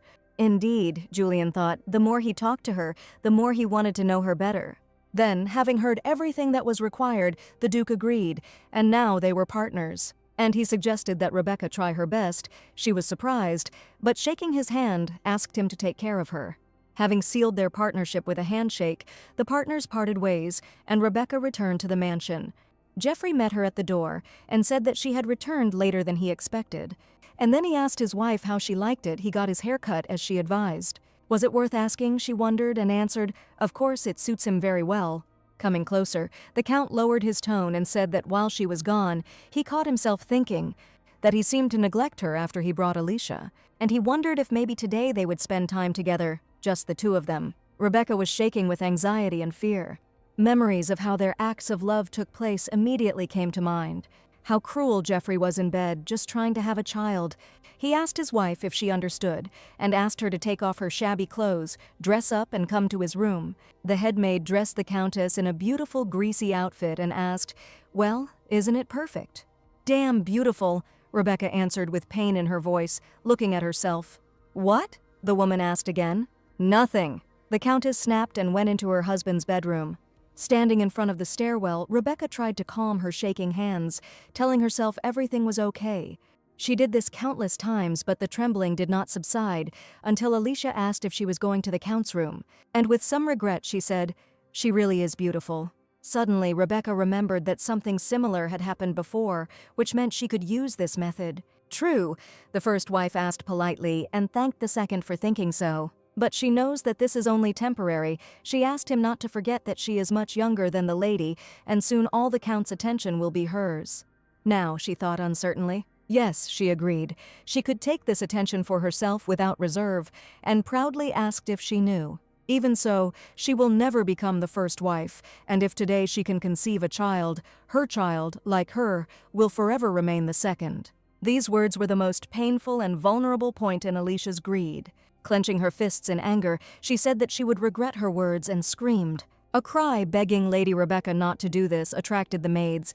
Alicia smirked and took a step back. She deliberately stumbled and flew down the stairs. But this was just what Rebecca was waiting for, excitement burning inside her from the realization that Alicia had done the same as in the past. To the horror of the second wife, the Countess jumped after her and heroically caught her. She made sure that Alicia was not harmed and that the entire blow fell on her. Rebecca injured her entire body, a bloody shoe fell off her foot, and she carefully said that she needed to be more careful. "A little secret in her belly, that's her only asset," she said sarcastically. Alicia was horrified when suddenly she heard the sound of stomping. The sound of women's heels could be clearly heard from the floor, and then the maids ran up to Madame. They ran worriedly to the most wounded of the girls, Rebecca groaning in pain. The Count came down from his room to the shouts and noise, asking what the noise was and what had happened. Well, the moment he saw Rebecca in such a state, his face changed to concern. He immediately went down to the stairs, running up to her and stepping on Alicia's hand, asked what was wrong with her face. He shouted to the servants that if even one scar remained on Rebecca's face, they could consider themselves dead. The girl was shaking with pain and pitifully addressed Geoffrey, saying that Alicia was not to blame for anything. Therefore, with a trembling voice, she continued to forgive her pleas and then suppressed the nausea. At that moment, Canna suggested to the Count that she take Madame to her room and call a doctor. "Yes," he replied, "call a doctor immediately." Kanan anxiously picked up the girl in her arms and quickly ran away with her in her arms. Having watched them go and being left alone, she timidly turned to the Count, and he angrily called her by name. He asked, embittered by the situation, not knowing his place, how dare she do such a thing? The girl fearfully and anxiously answered no, it was an accident. But without even listening to her, the Count ordered the servants to take her to the Hall of Light. The next fine morning, Kanan asked Madame if it was really necessary to go so far. "Well," Rebecca answered happily, "compared to what she would get, it was nothing." Although she was injured, thanks to this she was able to avoid meeting with Geoffrey for 2 months. The memories that emerged at that moment helped. In her past life, Alicia had fallen down the stairs in the same way, and then slandered her out of jealousy for pushing her. Just think that she did the same in this life. She asked what had happened to Alicia. Canna replied that they had assigned a whole pack of hounds to her. The Count was furious. Thanks to this, only Robert remained here. Great. She asked how the guest she asked to invite was doing. "Yes," Canna answered. "She sent a letter and she said she would arrive today."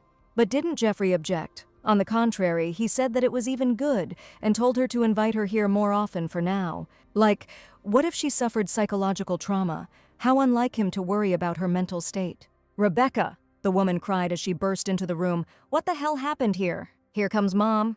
She heard Alicia push her. "No," Rebecca explained. "It was an accident. She was trying to save her when she fell." "What should I do?" sighed Mother.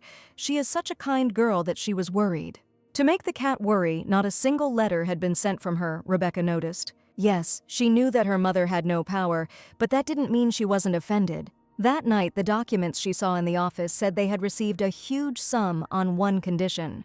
That she would marry Geoffrey Devonshire, moreover, the advice that her mother gave her on her wedding day. She asked Rebecca to never have a child with the Count. The moment the child was born, she would be trapped. And even if she does, she shouldn't get too attached to him. Mom already knew everything then. From the moment she first saw Geoffrey, she had a bad feeling. Initially, the earldom of Devonshire and the viscountcy of Obelia were not equal. Such a marriage was bound to be unhappy, so they refused. However, when the investment into which the father had invested his entire fortune failed, they found themselves on the verge of bankruptcy. It was then that Geoffrey, as if foreseeing this situation, came with a huge sum of money. He didn't need a dowry, and he asked if they would be against the marriage this time. This time she couldn't refuse, and Rebecca said that she liked Geoffrey, so she convinced herself that everything was okay. But to think that her selfishness had so ruined her child's life, she had no intention of making excuses. There were reasons for that. She suggested that Rebecca just run away, go somewhere and live in hunger. Isn't that better than such a life? Rebecca looked at her mother sadly and asked if she could really give up everything they had had until now. Maybe she can. But what about her father, her younger brother and sister? Will she be able to force other family members to sacrifice themselves for her alone? Becky, Mother Rebecca called gently. Becky? That's right, that was her nickname in the family. Rebecca couldn't cope with the emotions that came over her in an instant. The woman looked at the servant with alarm and wondered how long she had been there. Rebecca asked her mother not to worry, Canna was her person. Running away won't help. You need to create a solid foundation and then leave on your own 2 feet. She suggested to her mother that they get out of this hateful shadow of the Devonshire family together. But how? The woman asked.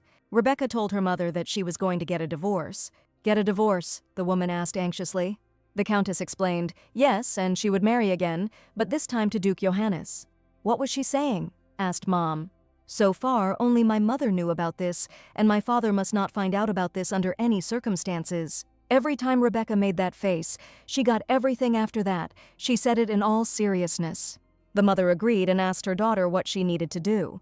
And then Rebecca asked her mother if she wanted to go into business. But that night, Rebecca still couldn't sleep peacefully. Madame Canna, who was guarding the peace, asked if she was very stuffy. A little, Rebecca admitted awkwardly. She felt stuffy from being in the room all the time. Then the maid suggested that she take a walk, but Rebecca couldn't walk, and even if she could, Jeffrey would never let her out. So that's the thing. Having said this, Canna came closer and lifted the lady into her arms, like a trained knight. Rebecca was confused by the maid's gesture and asked Canna in shock. The girl explained to Rebecca that hounds don't walk around here at this time. She checked the area and there was no one nearby. With the girl in her arms, Canna jumped from the second-floor window of Rebecca's room. And having landed, she asked where she would like to go. Now it will be her feet. Rebecca was embarrassed by such devotion and dedication, telling her to move towards the lilac garden. They were silent the whole way, and now she asked Canna why she didn't ask anything. Canna asked what she was talking about, Rebecca replied, about the conversation she had with her mother today. Because, the servant replied, she completely trusted her, Madame Rebecca. Whatever choice she made, and even if she decided to go to hell. Canna had already vowed to follow her, she explained to Madame Rebecca. The Countess pressed closer to her man, hugging him in gratitude. After walking a little further, Canna suggested that they rest here for a while and sat Madame down on a bench. Suddenly I heard an uncharacteristic rustling of leaves and branches and tensed up, noticing a silhouette. It was definitely one of the hounds. Canna reported to Madame that there was someone here. The man did not hide his identity for long. He took off his hood and came out from behind the bushes. Greeting Madame and wishing her good evening, he looked her over from head to toe. Rebecca immediately recognized the man, Robert Crowley, and asked what he was doing there. Did he really eavesdrop on you? The man replied. It was an accident. The moonlight was so beautiful today that he went out for a walk. What a faithful servant, she remarked, working until such a late hour, but Robert was simply strolling in the garden. It wasn't work, just a moment's rest, but Rebecca explained to Crowley that she wasn't stupid at all.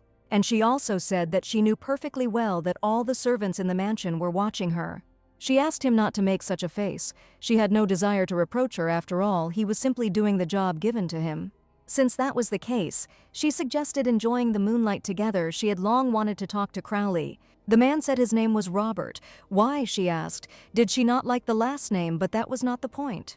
Rebecca gasped and said, blood bonds are so cruel. To despise even being called by that name, and yet to become a hound to save them. Robert asked worriedly what she knew, but in fact Rebecca didn't know all that much. For example, the fact that he came from an ancient line of followers of Kadir, and the fact that his family is now in Jeffrey's hands. But she could help him.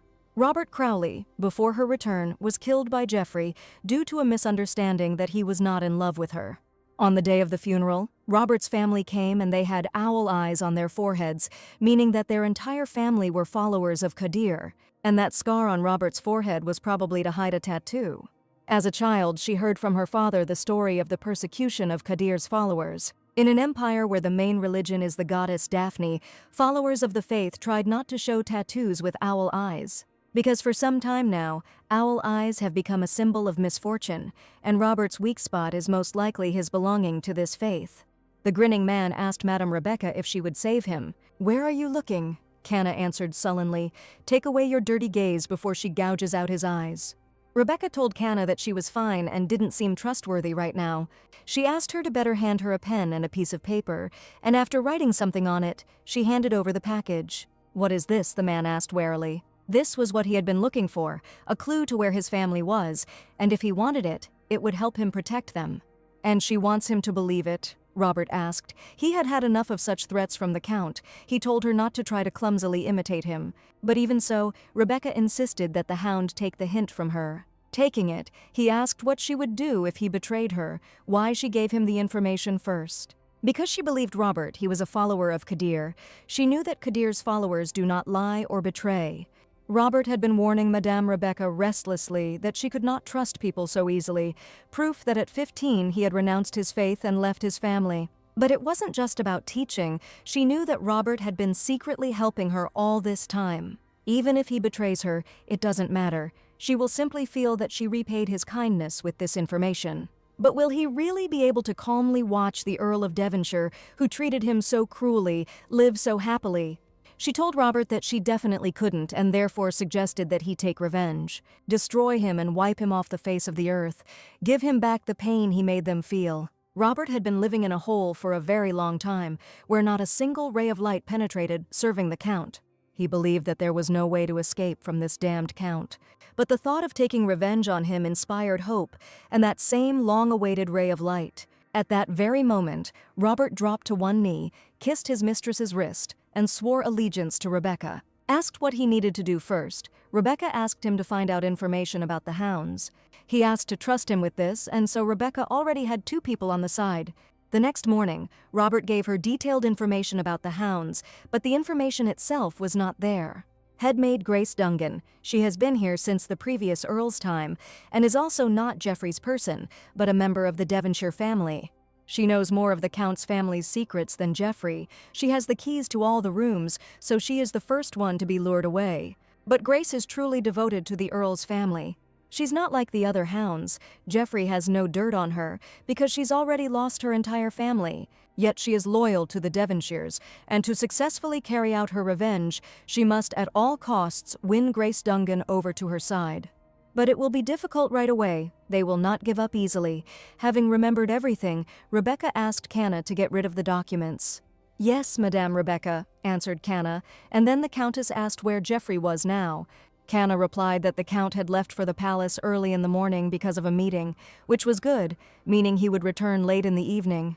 She could already walk, and standing up told Canna that she needed to go out for a while. That same morning, Grace scolded the workers for not being able to do their jobs properly. She tisked, realizing how hopeless and stupid they were. Suddenly her gaze was caught by Canna passing by, heading towards the male servants' rooms. But remembering how hard-working she was, Grace thought, no, she's not the type to do stupid things, everything is fine. And then she raised her head, looking out the window of the Countess's room. The girl inside either turned away abruptly and left, or was simply staggering near the window. Either way, it looked suspicious, and the headmaid tensed up. And after a while, Robert showed Rebecca the place through which she could exit and gave her what she asked for. Rebecca thanked him and said that he had gotten some good stuff. He was uneasy about this outfit, and Rebecca asked him how it looked, whether it suited her, saying that it was much more comfortable than a dress. He warned that she should return as soon as possible. The Count had gone to the capital and would return late, but who knows what might happen. She understood him and asked him to protect Canna. Although in general, he said, she lay in bed all the time so no one would suspect. Then he would be here at the promised time, but things might not go according to plan. She must try not to show herself to the hounds and Grace. "Yes, thank you," Rebecca replied, finally leaving the estate through the hole in the wall. Rebecca took a deep breath. She hadn't felt such freedom in a long time. She had thought she would never get out of Devonshire Manor again, and now that she was out, it seemed so small. Having stopped the cart, the man informed the young lady that they had arrived. She thanked him and asked the man what his name was.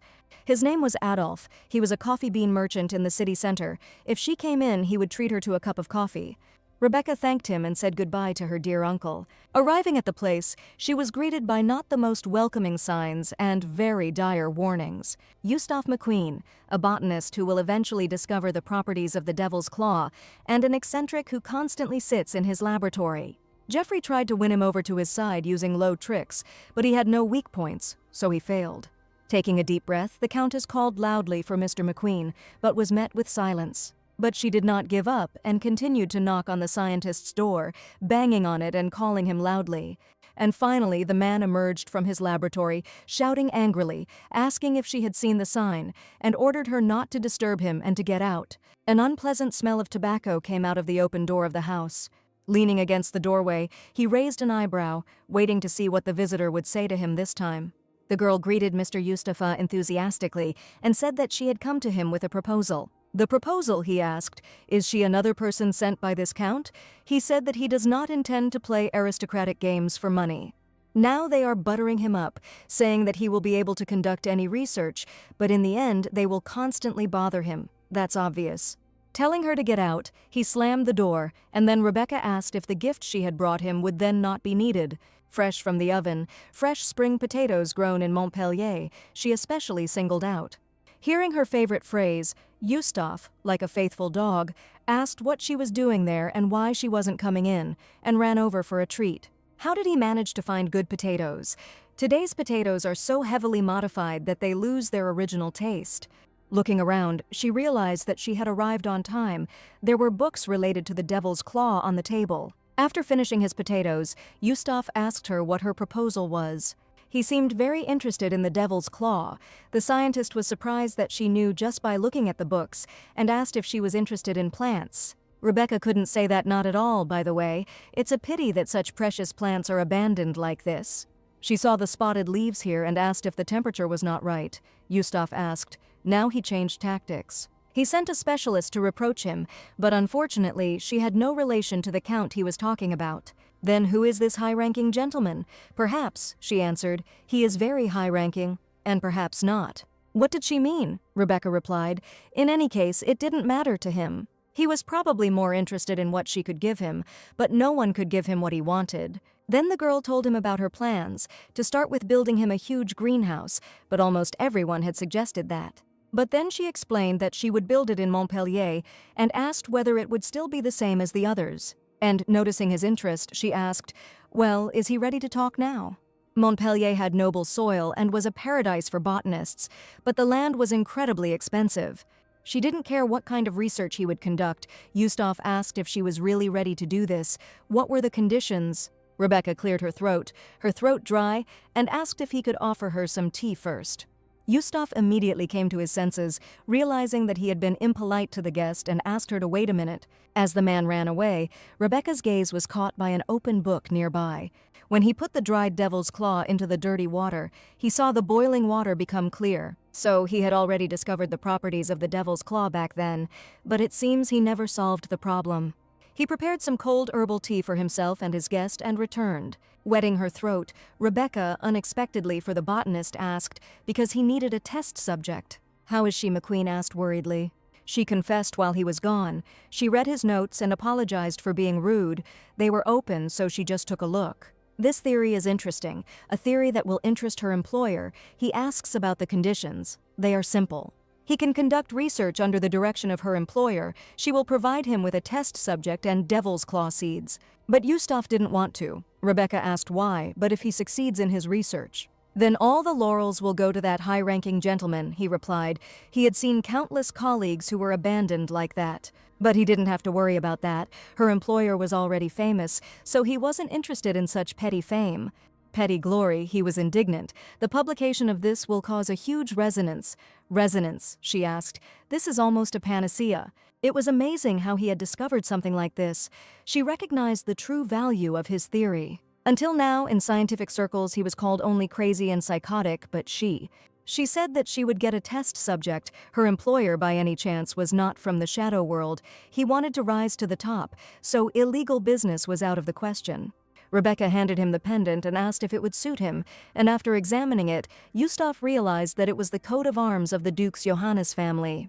And then, putting up with all the conditions, he asked where he could sign. The dimensions turned out to be much more impressive than she had heard from rumors. Was Rebecca really marrying Duke Johannes? The daughter's future husband greeted Madame Obelia.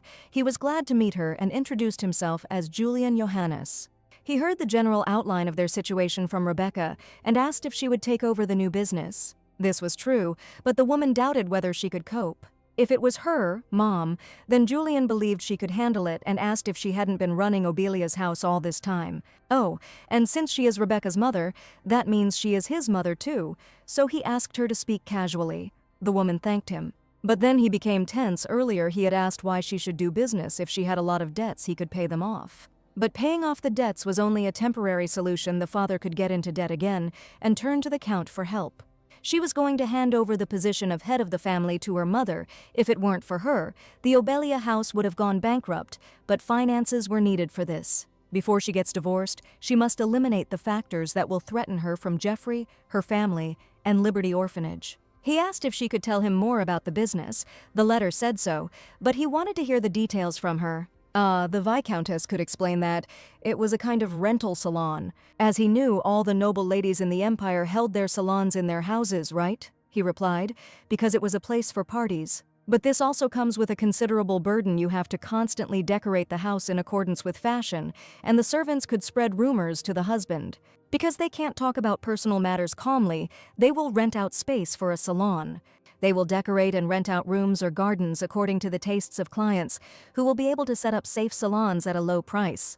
But won't this prove that they are not able to decorate their home? Aristocrats don't like ready-made things. Will they like it? She will like it, he answered. Where does such confidence come from? Asked the Duke. It's all because she herself would like the same. Not all aristocrats have a lot of money and time. They also plan to create a private salon for special guests. This should be enough. And after this, Madame Obelia began to tell a more detailed plan of action. And Julian was convinced that Rebecca's words were true. She was more than worthy of becoming the head of the family. Having discussed all the details, they were planning to leave, when suddenly the woman stopped the Duke. And now, as a mother, and not a business partner, she asked what exactly he liked about Rebecca. This question came as a surprise to the Duke, and he wondered what he liked about her. He remembered Rebecca's words about if he wanted to save his little sister, her deep, unsolved gaze at that moment. And he answered her mother because she is incredible, she asked again. True, Julian confirmed. Rebecca was the most incredible woman he had ever met. Returning cautiously to the estate, Rebecca asked where Jeffrey was. Robert replied that the Count had not yet returned and asked her not to do such reckless things again. There was nothing to be done. Meeting this man was too important. In any case, he asked her to quickly change her clothes and come back. While putting on her wig, Rebecca asked what the flowers were for. Robert replied that it was insurance just in case, and holding out the tray, asked her to take it. But fortunately, everyone was busy preparing for dinner, and if things continued like this, everything would end well. Suddenly, the head maid Grace called out to Robert, and both accomplices stopped, startled. Looking coldly at the girl next to him, she asked who it was. Rebecca's heart sank with fear that now everything would be revealed and reported to the Count. Robert, calming the anxiety in himself, said, "It was the maid who was just bringing tea to Madame's room." The head maid raised her head again, examining the figure of the girl, whose hands were shaking as she held the tray. "Of course," said Grace, believing Robert's words. "Madame must not be kept waiting." But then she stopped the servant and, since she was already going upstairs, asked her to tell Madame that Lady Fabiana would visit her tomorrow. This unpleasant and vile image immediately popped into her head, how this woman called her ill-mannered. Rebecca's face immediately twisted at the mere mention of this person's name out loud.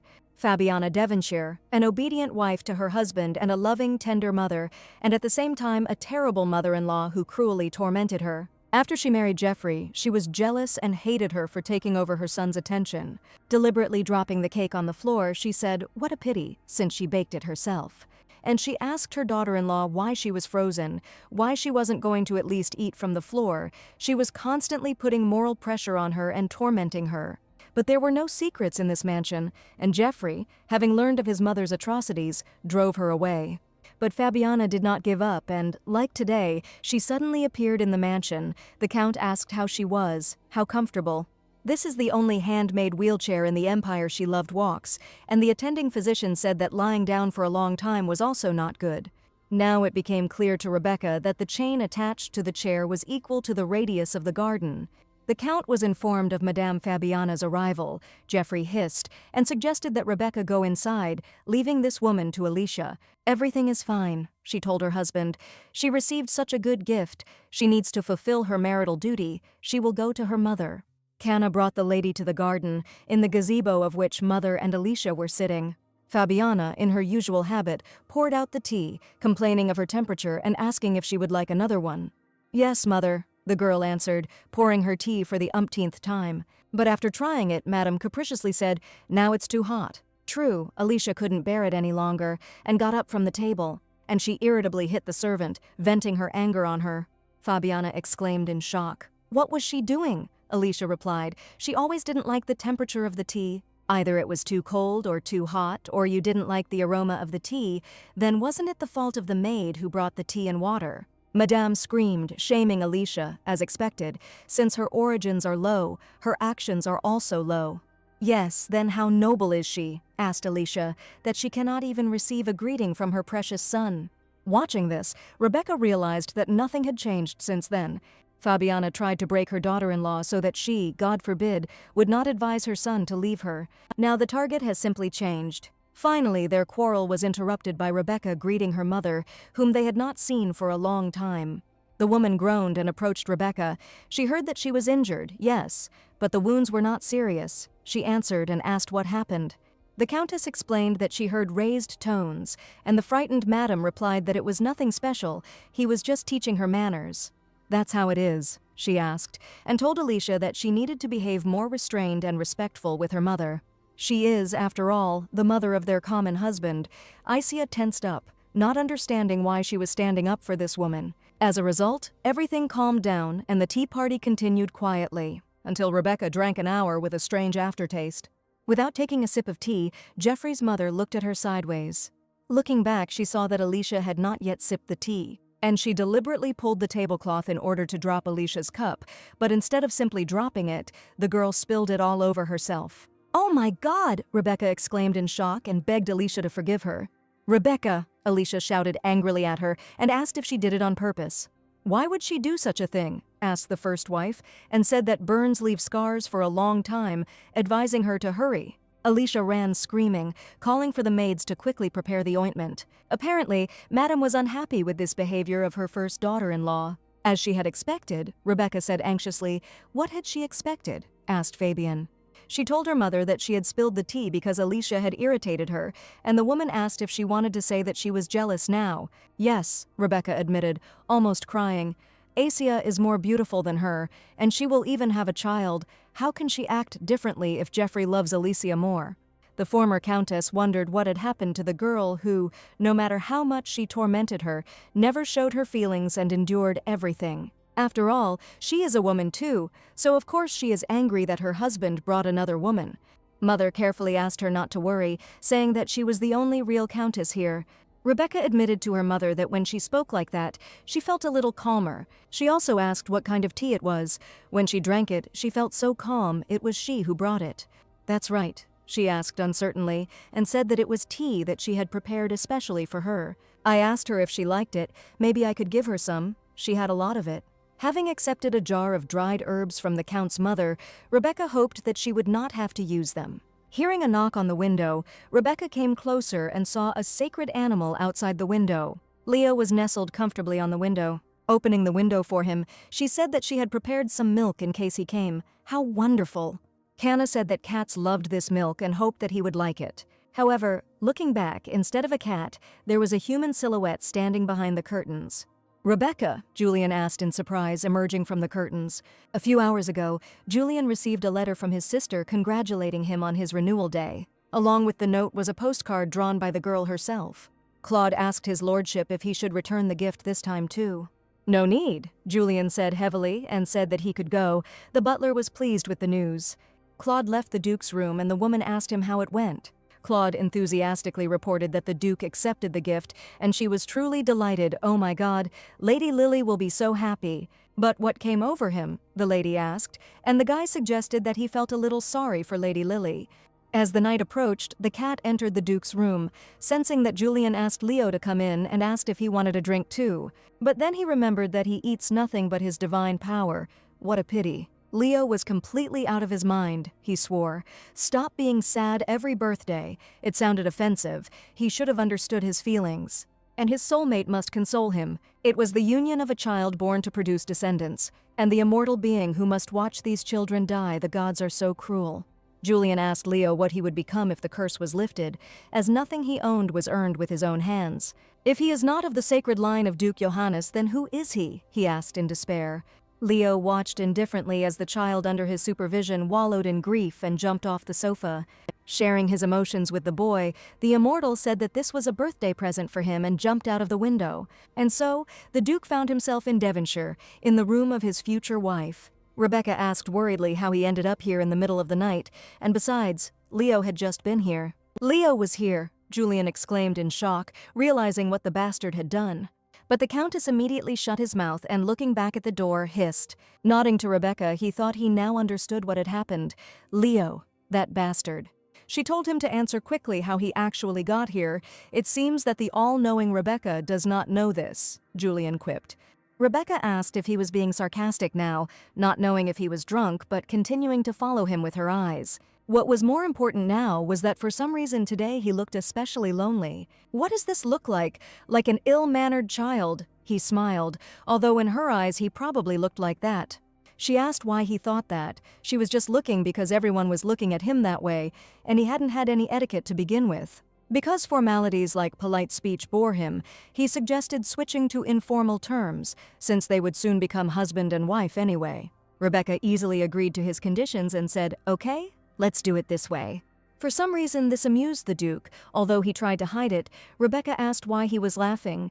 "It's just that," he explained. Her reaction was very different from usual. Usually girls get furious or refuse. He was getting off topic again, and Rebecca repeated the question.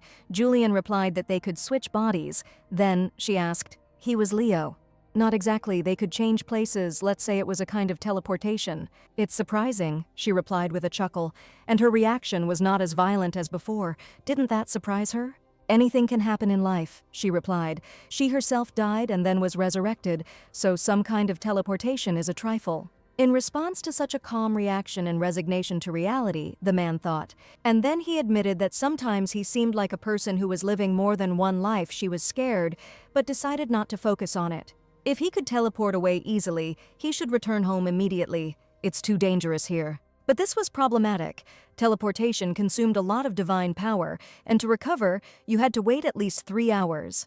With a heavy sigh, Rebecca made him promise to return as soon as 3 hours had passed, and Julian agreed.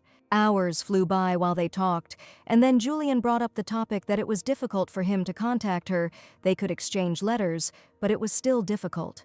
He asked if she couldn't go outside at all. "Well, something like that," Rebecca answered, especially now that she was pretending to be injured. "She's hurt," he exclaimed in shock. "How badly? Why didn't she tell him before?" "Quiet, don't worry." She said she was just pretending. It just so happened that she fell down the stairs on her own. He asked why she did it, for what reason, and Rebecca answered sadly that this was the only way to gain freedom. Because a sick doll will be left alone until she gets better. Holding back his anger, he asked what he needed to do to get her a divorce within a month. It wouldn't be easy. First, she needed to save up some money. And most importantly, it takes time for the devil's claw to grow. Truly, he was inspired. Then he will solve the problem with money. Rebecca was grateful for his desire to help her free herself sooner. And burying her hand in his hair, she said to Julian, "In any case, thank you for your concern." He looked at her. His heart began to beat faster, and when she removed her hand, he suddenly grabbed it. Enjoying this moment, Julian looked straight into her eyes. Rebecca was taken aback. She looked at that beautiful face in front of her and couldn't help but succumb to temptation. This atmosphere, Rebecca thought with a gasp, not taking her eyes off him. How dangerous, she thought, but she didn't push Julian away from her. Suddenly, this moment unexpectedly ended. As if dissolving into thin air, Julian returned home. And instead of him, Leo appeared on the bed, who had been lounging on the bed until then, and did not expect to be interrupted from his cat business. "Has it really been 3 hours already?" Rebecca asked in disbelief. Leo angrily beat her with his tail. Having moved home, the Duke found himself on his bed and sighed heavily. Moments of intimacy with Rebecca, her words, her gentle voice, and so on continued to appear before his eyes. Julian plopped down on the bed, breathing out in a trembling voice. He said, "Damn it." The next day, Claude sorted things out by identifying the framed person of the head of the trade guild. As he promised, the company was registered in her name, Tanya Chenister. And so what? She was indignant. She would not be a puppet, asking what he was hiding. Claude repeated that he had his reasons. Was it really that hard to listen to his brother? But his sister told him to quickly spill the beans. If he doesn't tell, she'll tell everyone. Just like last time, when she cut a tuft of Leo's fur, she left him bald, and the Duke also went bald then. What a blessing that Leo kept silent. If she tells the Duke about this, Claude screamed, he will say everything, so please, just not this. And asking his sister to listen carefully, he told the details of the case. The Count told Rebecca that he felt uneasy leaving her alone because she was hurt. If anything happened in his absence, she should inform the head maid immediately. Rebecca agreed. And turning to Alicia, he said that if she suddenly decided to do something bad in his absence, then she should abandon this idea. "What are you saying?" she answered his husband. "Of course not." She asked him not to worry and to return the Count quickly. It was not in vain that he had been busy with her upbringing these days, the Count said with a grin, and finally left. As Kanna's investigation showed, this was the Emperor's order, and to think that Jeffrey left at such an opportune moment. Julian said he would finish it in 2 months. He was really good at keeping his promises. Today, on her way from the market, Kanna was given a note and told to deliver it to her immediately. Thanks to this, she will finally be able to meet the sender of this note. Her proxy from the trade guild wrote to her, informing her that they were ready to open. Today was a beautiful day to visit them, and a replacement maid just arrived. There was a knock at the guild building, and Tatiana ran up to the door and impatiently asked to come in. Rebecca said that she had come to meet with the head of the trading guild, and she was the head. The girl asked who she was, and then the Countess said that she had heard that she wanted to see her. Tanya was just a front person, so she asked the lady to sit here. There was a silence, but then Rebecca said that she intended to stick to her role as her business partner until the end. Therefore, that place rightfully belonged only to her. She believed in Julian's insight. But her brother had said that she was manipulating Duke Johannes as she pleased, and she had expected a fierce struggle. They didn't have much time, so she asked to get straight to the point. The only thing she was interested in was money, and she suggested dividing the odds to arrive 6-4. Tatiana shuddered and asked in whose favor the 6 was. In hers, she replied. She would only provide useful information, but all the difficulties would fall on the shoulders of the head.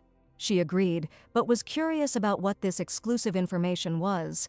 Perhaps it would be easier with her than she thought. Rebecca handed over a list of goods, the prices of which would soon skyrocket. Since she was able to find out who she was, she believed that she could easily make a lot of money from it. But, after running her eyes over the list, Claude's sister realized that these goods were now worth nothing. The girl asked incredulously if she had the gift of foresight.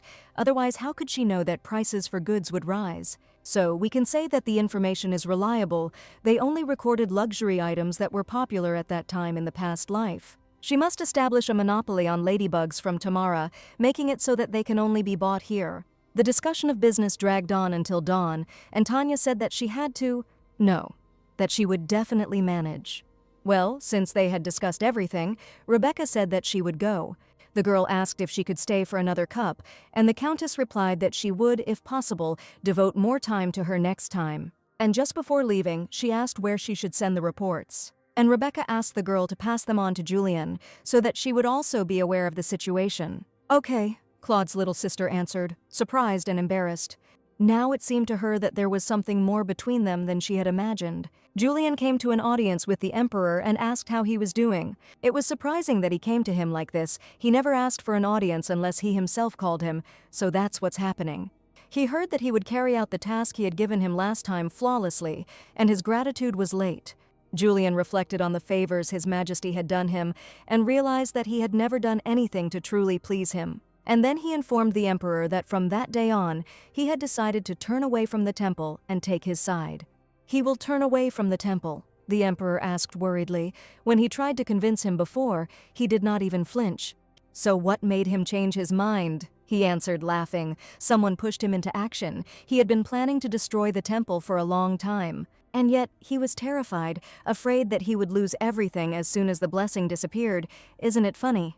He had fought all his life to escape the shadow of God, but when the chance finally came, he did not want to let go of the coins he held in his hand. Still, when I found out that she was so desperate to break free, putting herself in danger, it was like a blow to the head. It was still a secret, but one day he would find out everything. But for now, the Duke wanted to prove to His Majesty that he was truly on his side. The emperor was always glad of such news. When they were left alone, the Duke asked if he remembered the faith of Kadir. Does he really plan to revive her to oppose Daphne? Of course not, the Duke replied. He has neither the strength nor the reason to do so, and yet they can still learn from the mistakes of history. The Church of Daphne will fall just as the Kadir centuries once fell, planting the seed of a new religion. He heard that his father had taken a fifth wife. The bride was more than 13 years younger than him, practically a child. But the catch is that this young woman was once engaged to that same famous artist of the empire, Berenice. So the Pope used his power to steal her. The emperor asked what he planned to do with it. Using his paintings to sow seeds, Duke Johannes explained, "Pictures that expose the vile deeds of the Pope and his clergy will sow distrust throughout the country. And for this he will need His Majesty's Mont Blanc Club," the Duke said. "After this there will be no turning back." It was inevitable, he told Claude. In fact, he wondered why he had put it off at all. Then the Duke looked out the window and noticed a familiar silhouette in the middle of the crowd. Rebecca, looking at the girl, he asked. The girl left her son in the kindergarten, relying on the teacher, and the son asked her to earn a lot of money. But as soon as Margaret entered the bakery, the man said that she was just in time. She had a visitor. The girl looked around in fear at the sound of footsteps. And then she saw her friend, Lady Rebecca, greeting Margaret. Looking around the room, Rebecca said what a wonderful place she had. Margaret didn't know why she came. But she informed the lady that this was her workplace, and her unannounced visit put her in an awkward position. Rebecca apologized. It was the only way to slip out of the estate, and, frankly, if she had arranged a meeting, she doubted that she would have accepted it. In the past, Margaret kept her distance and wanted nothing to do with her, but recently she learned about her past thanks to Canna. The statue of the goddess in the Hall of Light at the Earl of Devonshire's residence was actually a family heirloom passed down through Margaret's line. But when Geoffrey desired her, Baron Gideon refused to give her up, and the Count burned their entire estate to the ground. In that merciless fire, the only survivors of the Gideon family were Margaret and the unborn child in her womb, and Rebecca understood perfectly well why she didn't like her. But she asked if she could look at her here, not as a member of the Devonshire family, but as Rebecca. She said she came to offer her a job, she was opening a new business, and wanted her to become a pastry chef. Margaret was just a baker from a small town and didn't understand why she was making such an offer, since they weren't even close. That's because, Rebecca began, even though she didn't like talking to her. In her past life, Margaret allowed her to work in her salon. And I even helped her with home-cooked food, in fact. She is kind and selfless, and I wanted to repay her kindness. Rebecca promised that it would never be a losing deal for her, and that she would receive half of all profits as payment. Rebecca guaranteed Margaret that she would not regret joining forces with her. It was difficult for Margaret to give an answer quickly, but still. The bakery worker couldn't let Margaret's friend go empty-handed, even though she told him it wasn't necessary. But since she couldn't bring it back to the estate, she might as well try it now. After trying it, she realized how delicious it was, when suddenly someone's heavy hand fell on her shoulder. Rebecca looked back cautiously, horrified, wondering if a bloodhound was following her. But looking back, she shuddered even more. Seeing Julian in front of her, the man himself also became wary. "What are you doing here?" she said, alarmed, almost screaming. He scared her to death. The Duke admitted that he was passing by and noticed her, approached her out of curiosity, but did not want to frighten her and asked for forgiveness. There were too many eyes here, and he invited her into the carriage, but inside he thought, "Damn, I should have just walked past." But he couldn't resist wanting to tell her how brilliantly he had fulfilled her request. Suddenly, Claude called out to the Duke from outside and said that he had brought what he asked for. "Aha!" Julian asked to let him see this. Rebecca exclaimed, dismayed. It was food sold at the market. The girl remembered how she ate it as a child and how long ago it was. Julian was curious about what the food was like here, so he bought some, and since that was the case, he asked me to try it too.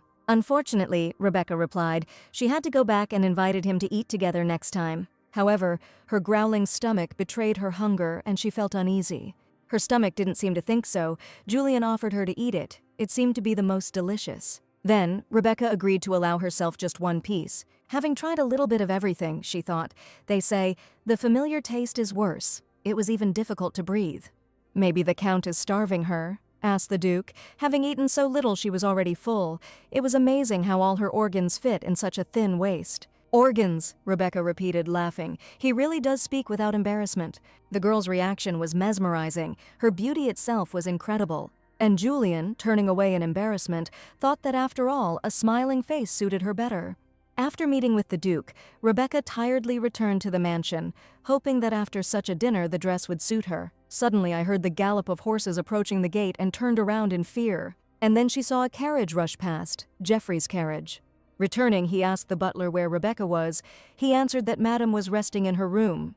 He asked if he should tell her that he had arrived. No, there was no need. Geoffrey waved him off. He would get up himself. Emperor, what is he even thinking about? The Duke thought angrily. To create a picture that insults the deity. Something strange was happening around. Why was he dragging him into this adventure, he thought, and heard a knock on the door. He tensed up. Someone entered Rebecca's room. If it was a servant, he would have greeted him first. But as soon as the man cautiously entered the room, Rebecca pounced on him, as if she had been waiting for a long time. The man, stunned, asked Rebecca if she could walk yet, and the girl awkwardly admitted that she had recently been able to do it again and had been secretly training to surprise him. Ah, his sweet Rebecca, just one look at her makes all his fatigue disappear. While hugging her, he looked closely at the room and thought that the source of the sound was Canna. Rebecca recalled that he said he would be gone for a long time, but returned early. The man frowned as he noted, his tone sounding as if she was unhappy with his early return. Of course not, Rebecca answered nervously. She was very glad that it turned out that way. He knew it was a joke, but he really would be gone for a long time. He just stopped by to pick up his things, and he needed to leave early in the morning. So, Rebecca? He asked her to spend this night with him so that the same thing as last time would not happen. Today, he would come to her. Geoffrey expected to spend the night with his wife, and Rebecca's heart was pounding wildly with fear, and her brain was working hard to avoid it. Suddenly the Count sneezed loudly without understanding why, and as he was leaving he said, "Well then, let's wait a little longer," and the door slammed shut. As soon as Geoffrey left, Rebecca fell to her knees in devastation, and Canna rushed to her. Madame said she was fine, even though she was a little late, and asked if she was worried, apologizing to Canna. "No," Canna answered worriedly, "but if it continues like this..." But then they were interrupted by a voice from the closet. Canna apologized to Susan. Because things went wrong, she forgot about her. "Everything is fine," answered the girl dressed as the fake Rebecca. The Countess asked if she had been caught during the day. "Yes," Canna answered, taking it out of the closet. No one noticed that Susan had changed into Lady Rebecca. Rebecca thanked Susan, as she promised. She gives her the necklace that she wears. The girl thanked Madame. But nevertheless, today, Rebecca achieved all her goals and even met with Julian. She hadn't had such a pleasant dinner for a long time. But, having caught herself thinking this, the girl realized, trouble, this feeling is a little dangerous. Late in the evening, Geoffrey thought about the smell of sweat. Rebecca definitely smelled of sweat. As long as she lived in this mansion, she should have no reason to sweat. Besides, he noticed more than once that she strangely avoided his gaze and looked at him coldly. Strangely enough, they did not receive any strange reports from the servants. Right, he realized. It all started with that victory banquet, and Rebecca's attitude had changed since then. She acted like she wanted to leave him. Damn, the Count was worried about his doll. To be prepared for the unexpected, it doesn't hurt to be prepared. He rang the bell to summon the head maid, and Grace appeared immediately. And then the Count asked her if she remembered what he had done a long time ago. It seemed it would be needed much sooner. As night approached, he came down from the 3rd floor, heading to his first wife's room. However, in the dark corridor I came across Alicia, who was still awake at that hour. Alicia said she could feel the baby moving. He must have sensed his father had returned. "Didn't he also want the child to hear his father's voice?" she asked, squeezing the Count. How strange, Geoffrey thought, stunned. Had Alicia always been this beautiful? He first met Alicia in a village on the border, where he came in search of an artist. A thrifty girl, she looked quite pleasant to look at, but it was just a passing fancy, that's all. He didn't make any promises to her for the future. But soon his own wife brought a girl to him, wanting to introduce her to him. He again met the girl with whom he spent the night. She happily met the Count. To his surprise, Alicia turned out to be a much more persistent woman than he thought. Even when she became a maid in this house, she wondered if he didn't think she was beautiful. True, it was just curiosity, but then he heard that she was pregnant. Then he felt like she had stolen the child he and Rebecca were supposed to have. But now he thought that he could love this child. It was strange, he thought as he looked at the Countess's room, but right now it wasn't Rebecca. But even so, he invited Alicia to come into the room. Canna, having listened to the conversation, reported to Lady Rebecca that, as she had said, the Count had entered Alicia's room. So, Rebecca thought with a sigh of relief, Alicia had taken that advice today. She wanted to get it anyway, so she should actively use what she has.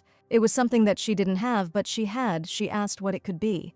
Now, for a whole month, he will leave on the orders of the Emperor, and when he returns, the world that Jeffrey created will already begin to collapse. Early in the morning, the wives went out to see Jeffrey off on a month-long business trip. Even earlier, Kana came to Jeffrey and reported that Lady Rebecca had been crying all night, looking for him.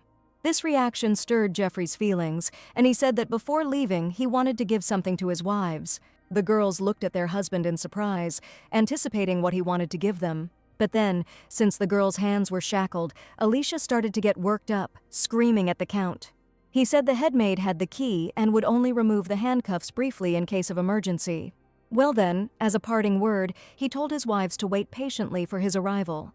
Rebecca had a more submissive reaction, but she also deeply disliked having her freedom restricted. Robert arrived faithfully to Lady Rebecca and reported that he had returned. Rebecca asked if there was any progress. He noticed the handcuffs and thought that the Count's unhealthy obsession had flared up again. He failed to obtain the precise physical evidence the lady had mentioned. However, he found someone who could provide information, a man who had escaped from the island.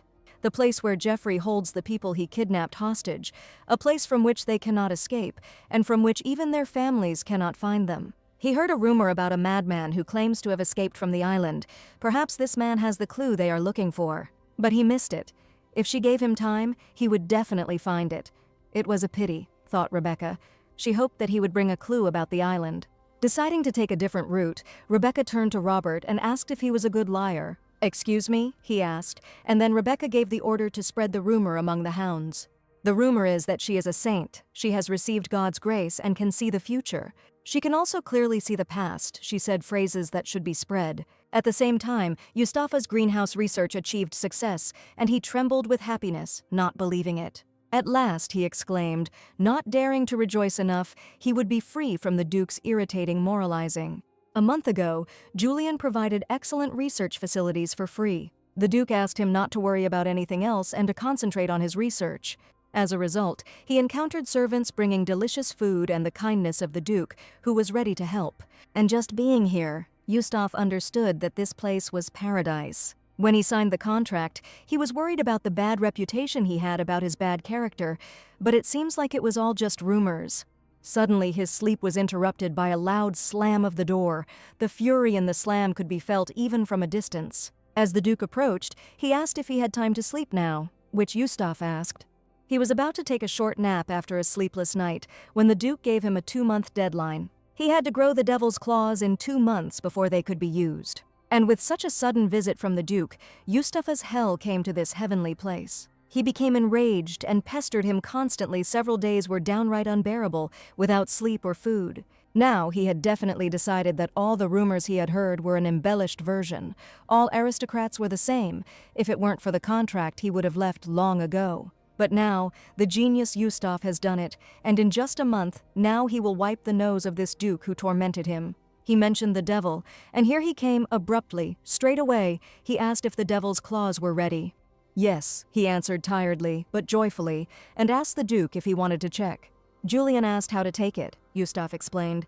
Just pick a fresh leaf and eat it. He praised the researcher for his productive work and gave him some money for his efforts. Looking at the huge bag, he thought with gratitude at how much money was there. And then Julian apologized. It seems he was too rude because the matter was urgent. Yustafa was very surprised that he was apologizing and thought that maybe he wasn't such a bad, crazy person after all. Well then, let's get back to work, he said joyfully. The murderous words. What? The man asked. Isn't the research into the devil's claws finished? The Duke asked what he was saying. He still had a lot to research. Did he know about the rose grape? Is this really the same variety that the Count patented? Yes, the Duke replied. Research a way to make this grape poisonous. The deadline is a week. And yet, he is simply crazy, the devil, Yustaf thought in horror. This man is the devil. The Hound asked Robert how the surveillance of Madame was going. There was nothing to report, but during the surveillance he realized something. He asked if the lady was a saint by any chance, the third one asked him. Robert asked if he remembered how last time, while working in the mansion, he was struck by lightning. It happened a few minutes after Madame said so. Madame could see the future. She must be a saint. Besides, she has a beautiful appearance and a kind character. All the conditions come together. Yes, he's completely lost his mind. It's just a coincidence. Don't talk nonsense. No, another one interrupted him. She's definitely a saint. He saw it too. Not long ago, Madame came to him and said, "Rodrigo, be careful with everything that concerns the sky." "What?" he asked, stunned, but that was all she could tell him. And as she was leaving, she asked Canna, or perhaps herself, why the gods send trials to good people. And, literally the next moment, a vase almost fell on him. It's good that the servant shouted, warning him. The words she said to him confirmed that Madame really did have the gift of foresight. Henry asked why they still didn't know about Madame Rebecca's abilities. She told Rodrigo that it was a test given to her to be with the Count. So her abilities only manifest when the Count is not around, right? The Count is definitely a test. That same night, a man entered the room and Rebecca asked Rodrigo to come in. Okay, now that he had arrived, she asked if he had decided who he would pledge allegiance to, having acquired another ally. All this time, Jeffrey carried out the Emperor's orders, watching and guarding the artist. He thought with disappointment about what he was doing. He thought that he had been put in charge of watching the artist, but in fact he himself became a prisoner. Flopping tiredly onto the bed, he said, "This is no different from exile." He took out a locket with a picture of his wife. Rebecca had finally recovered, and he had to waste time in such a place. He needed to pass the time somehow, and then he noticed a canvas located in the corner. After some time, an artist came to him and noticed that Jeffrey was drawing Madame. He looked encouragingly at his supervisor's work, waiting for an answer, without criticizing himself. Jeffrey awkwardly covered his work and replied, he didn't draw it to show anyone. If there is no one to look at the painting, it is as good as dead, and notice the presence of talent in the Count in this area. Compared to the teacher's work, this is just trash. But how could he say that about a painting that had so much love put into it? The artist asked. The Count, alarmed, asked, "Wait, but how did you know that he was drawing Rebecca? Are there any artists who don't know the Countess? How many artists have wanted to make her their muse since childhood?" And indeed, he said thoughtfully, looking at the Count. Jeffrey, frightened, asked what he was doing. Madame and the Count are very similar. He has a beautiful face that an artist like him would want to paint. The wrinkles on the forehead are also in ideal proportions. And the eyes are like the sea, clear and transparent, and the nose. But then Jeffrey interrupted him, swinging and shouting, "Stop it, he is not a work of art. What kind of rude behavior is this?" "Okay, no," the artist replied, but instead he asked to listen to his request. Since he agreed to paint, locked in this place, he had to learn something in return. He asked to become his muse. "What?" the Count asked, stunned, and Berenice asked if he wanted to become the main character of the greatest masterpiece. Jeffrey shouted and asked if he was now asking him to be a model for a blasphemous painting, if he looked like a fool. Berenice asked how many people he thought would know that he was the model, and he didn't like to draw everything as it was. The man was serious and asked how he felt about his proposal. Jeffrey was excited to become a model for a painting by that same famous Berenice. Moreover, after taking a quick look at his work, he felt that it would be a masterpiece. It will probably be such a beautiful piece that it will be talked about for generations and will be captured on this greatest masterpiece. Yes, the work will still be published anonymously, and even if someone recognizes him, he will simply deny it. And even if it takes a little time, the artist grinned, having persuaded the Count. "Just think," this idiot agreed. Julian chuckled after reading Berenice's message. He hoped that by locking Jeffrey away this time, he would at least feel a little of the pain that Rebecca was experiencing. What remorse? He's not even fit for recycling. He asked Claude to pass this on to Berenice. And he said that perhaps it would be worthwhile to assign more people to Jeffrey, so much so that it would be disgusting for him to even breathe there. Having given Claude the task, Julian poured himself a glass of wine and walked around the office, looking out the window. He was curious about what Rebecca was doing now, and her image popped into his head. But, succumbing to his feelings, he forgot about the side effects of the divine curse. As soon as the pain in his chest intensified, he instantly rushed to the desk drawer and poured pills into his hand. With trembling hands, he threw them into his mouth, and sitting down on a chair, he breathed a sigh of relief. The influence of the curse was becoming stronger and stronger. It was necessary to get rid of the curse, and to do this, Rebecca had to be rescued from the county as soon as possible. Devonshire family wine and rose grapes, yes. He took the bottle in his hand. He could handle it. Even if he comes back, he won't be able to see Rebecca normally, Geoffrey Devonshire. By that time, only 6 hounds had been bribed according to her data. There were 13 hounds in the mansion. Among them are the Nightblade, who cannot be lured away, the head maid Grace, and the butler Octavian. Excluding them, more than half of those on her side, all 6 of those bribed had one thing in common: their loved ones were being held hostage. They easily switched to her side when she said that she had the key to salvation. The problem was with the remaining 4. They say that 3 of them are in complex debt relationships, and she was unable to figure out the weakness of the last one at all. Rebecca thought seriously about what she should do with them. Suddenly, Alicia's cry was heard, saying that she was in pain and ordering that she be released immediately. The Count ordered not to remove the handcuffs unless absolutely necessary. Alicia screamed, "If this is not absolutely necessary, then what is?" These handcuffs are lined with the highest quality silk, so unless you try to force them off, there won't be any scratches like that, Grace explained. But she was carrying the Count's heir. She knew that excessive stress was harmful. She threatened the maid and ordered her release in a good way. This is an unspoken rule. She asked to follow them if she wants to continue to stay in this beautiful mansion. The Count gave her full powers to punish her if necessary, but taking into account her position, she will not do this. "You will regret what happened today." Alicia snorted indignantly and went into the room. Attentive Grace smirked, having gotten her way and rightfully feeling the power in this place. And she looked back at Rebecca, who had been watching them from the bottom floor of the stairwell all this time. Crossing paths with the Countess on the stairs, Grace warned Madame only twice. "What?" Rebecca asked, tense and anxious, not understanding why this was said. And then the maid explained she was talking about how many times she turned a blind eye to Madame's mistakes. The first time she tried to deceive her by dressing up as a maid. The second time she dressed up as Susan, went to the market, and returned late. Did she really think that something could happen in the Count's mansion that she didn't know about? Rebecca swallowed hard, along with the rising apprehension. Goosebumps ran through her body, and she asked if she should thank her for this. "No," Grace answered. When her daughter was unconscious due to an incurable disease, thanks to her, the madam who convinced the Count, she was able to see the last moments of her life. So, in gratitude for this, she decided to help her 3 times. Therefore, she will not report this rumor about the saint separately to the Count, she condescendingly informed. That wouldn't count as one of the wishes, so she didn't have to worry, for she was too perfect. This look seriously frightened her and transferred her to another person, as if. And without keeping silent, Rebecca said it bluntly, she speaks in the same manner as he does, as if she is the boss here. Is it possible the owners of this place are undoubtedly the Devonshires? She just has a special attachment to this place. "Okay," Rebecca replied, clinking her chains. She will always be grateful for her devoted service. "So?" she asked as she left. She had one chance left to help her, right? And now, knowing about this possibility, Rebecca told the woman not to forget about this promise. Entering the room, Rebecca heard a man's scream mixed with a woman's, "How dare she?" He told her to listen to him. "Oh my God!" Rebecca cried out in fear and called out to Canna, Julian, in a fierce struggle. And, breaking into a scream, she asked 2 of her faithful confidants what they were doing here. Upon seeing Rebecca, Julian immediately pushed Canna aside and ran up to her. He hid behind her like a child, not a grand duke, and asked if this woman was by any chance an escort knight. And Canna, seeing this man for the first time, angrily asked if she knew him. Rebecca sighed heavily and said that she would now formally introduce them. She introduced Julian to Canna, who, although she had the skills of a knight, was her maid. And Canna introduced Julian, the very same Duke Johannes.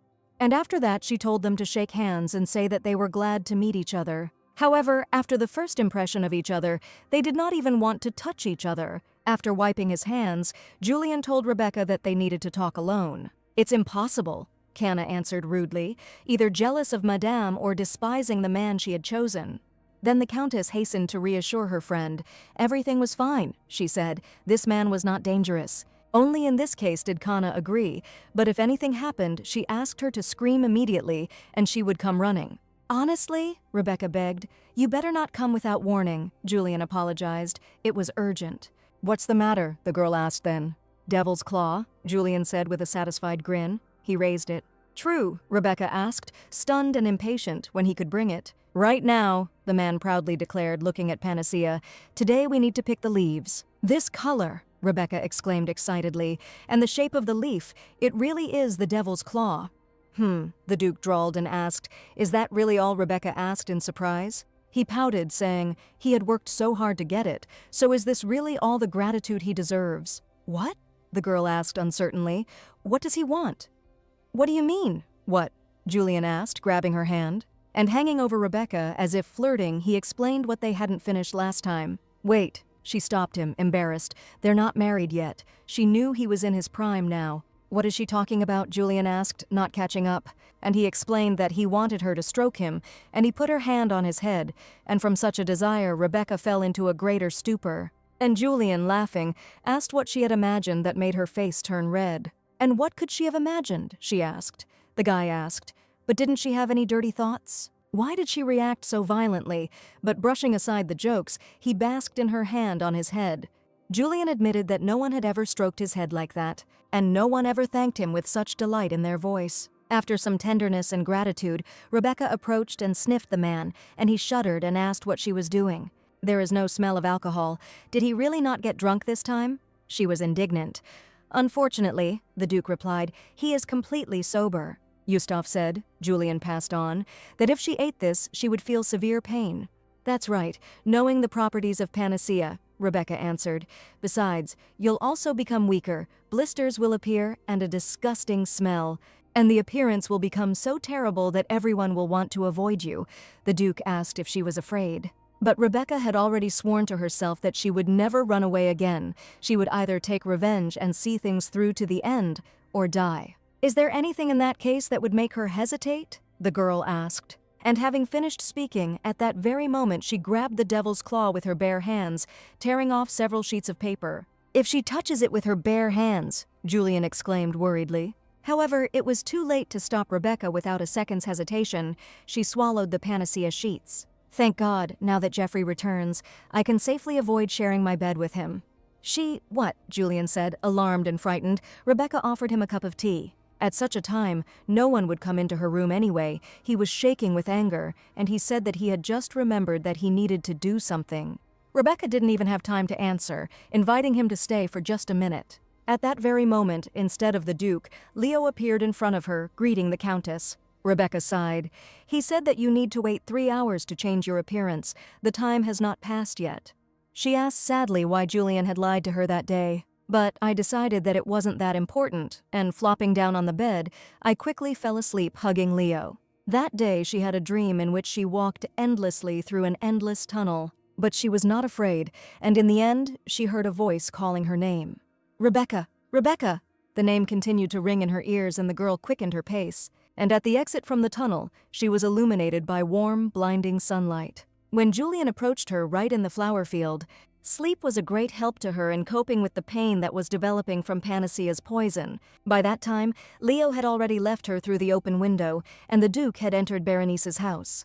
He reasoned that if he killed Jeffrey right now, everything would become much easier. Rebecca would be able to avoid living with this daily pain, and if she became a widow, he would be able to marry her sooner. But he had no right to punish this bastard. Rebecca herself had to do it.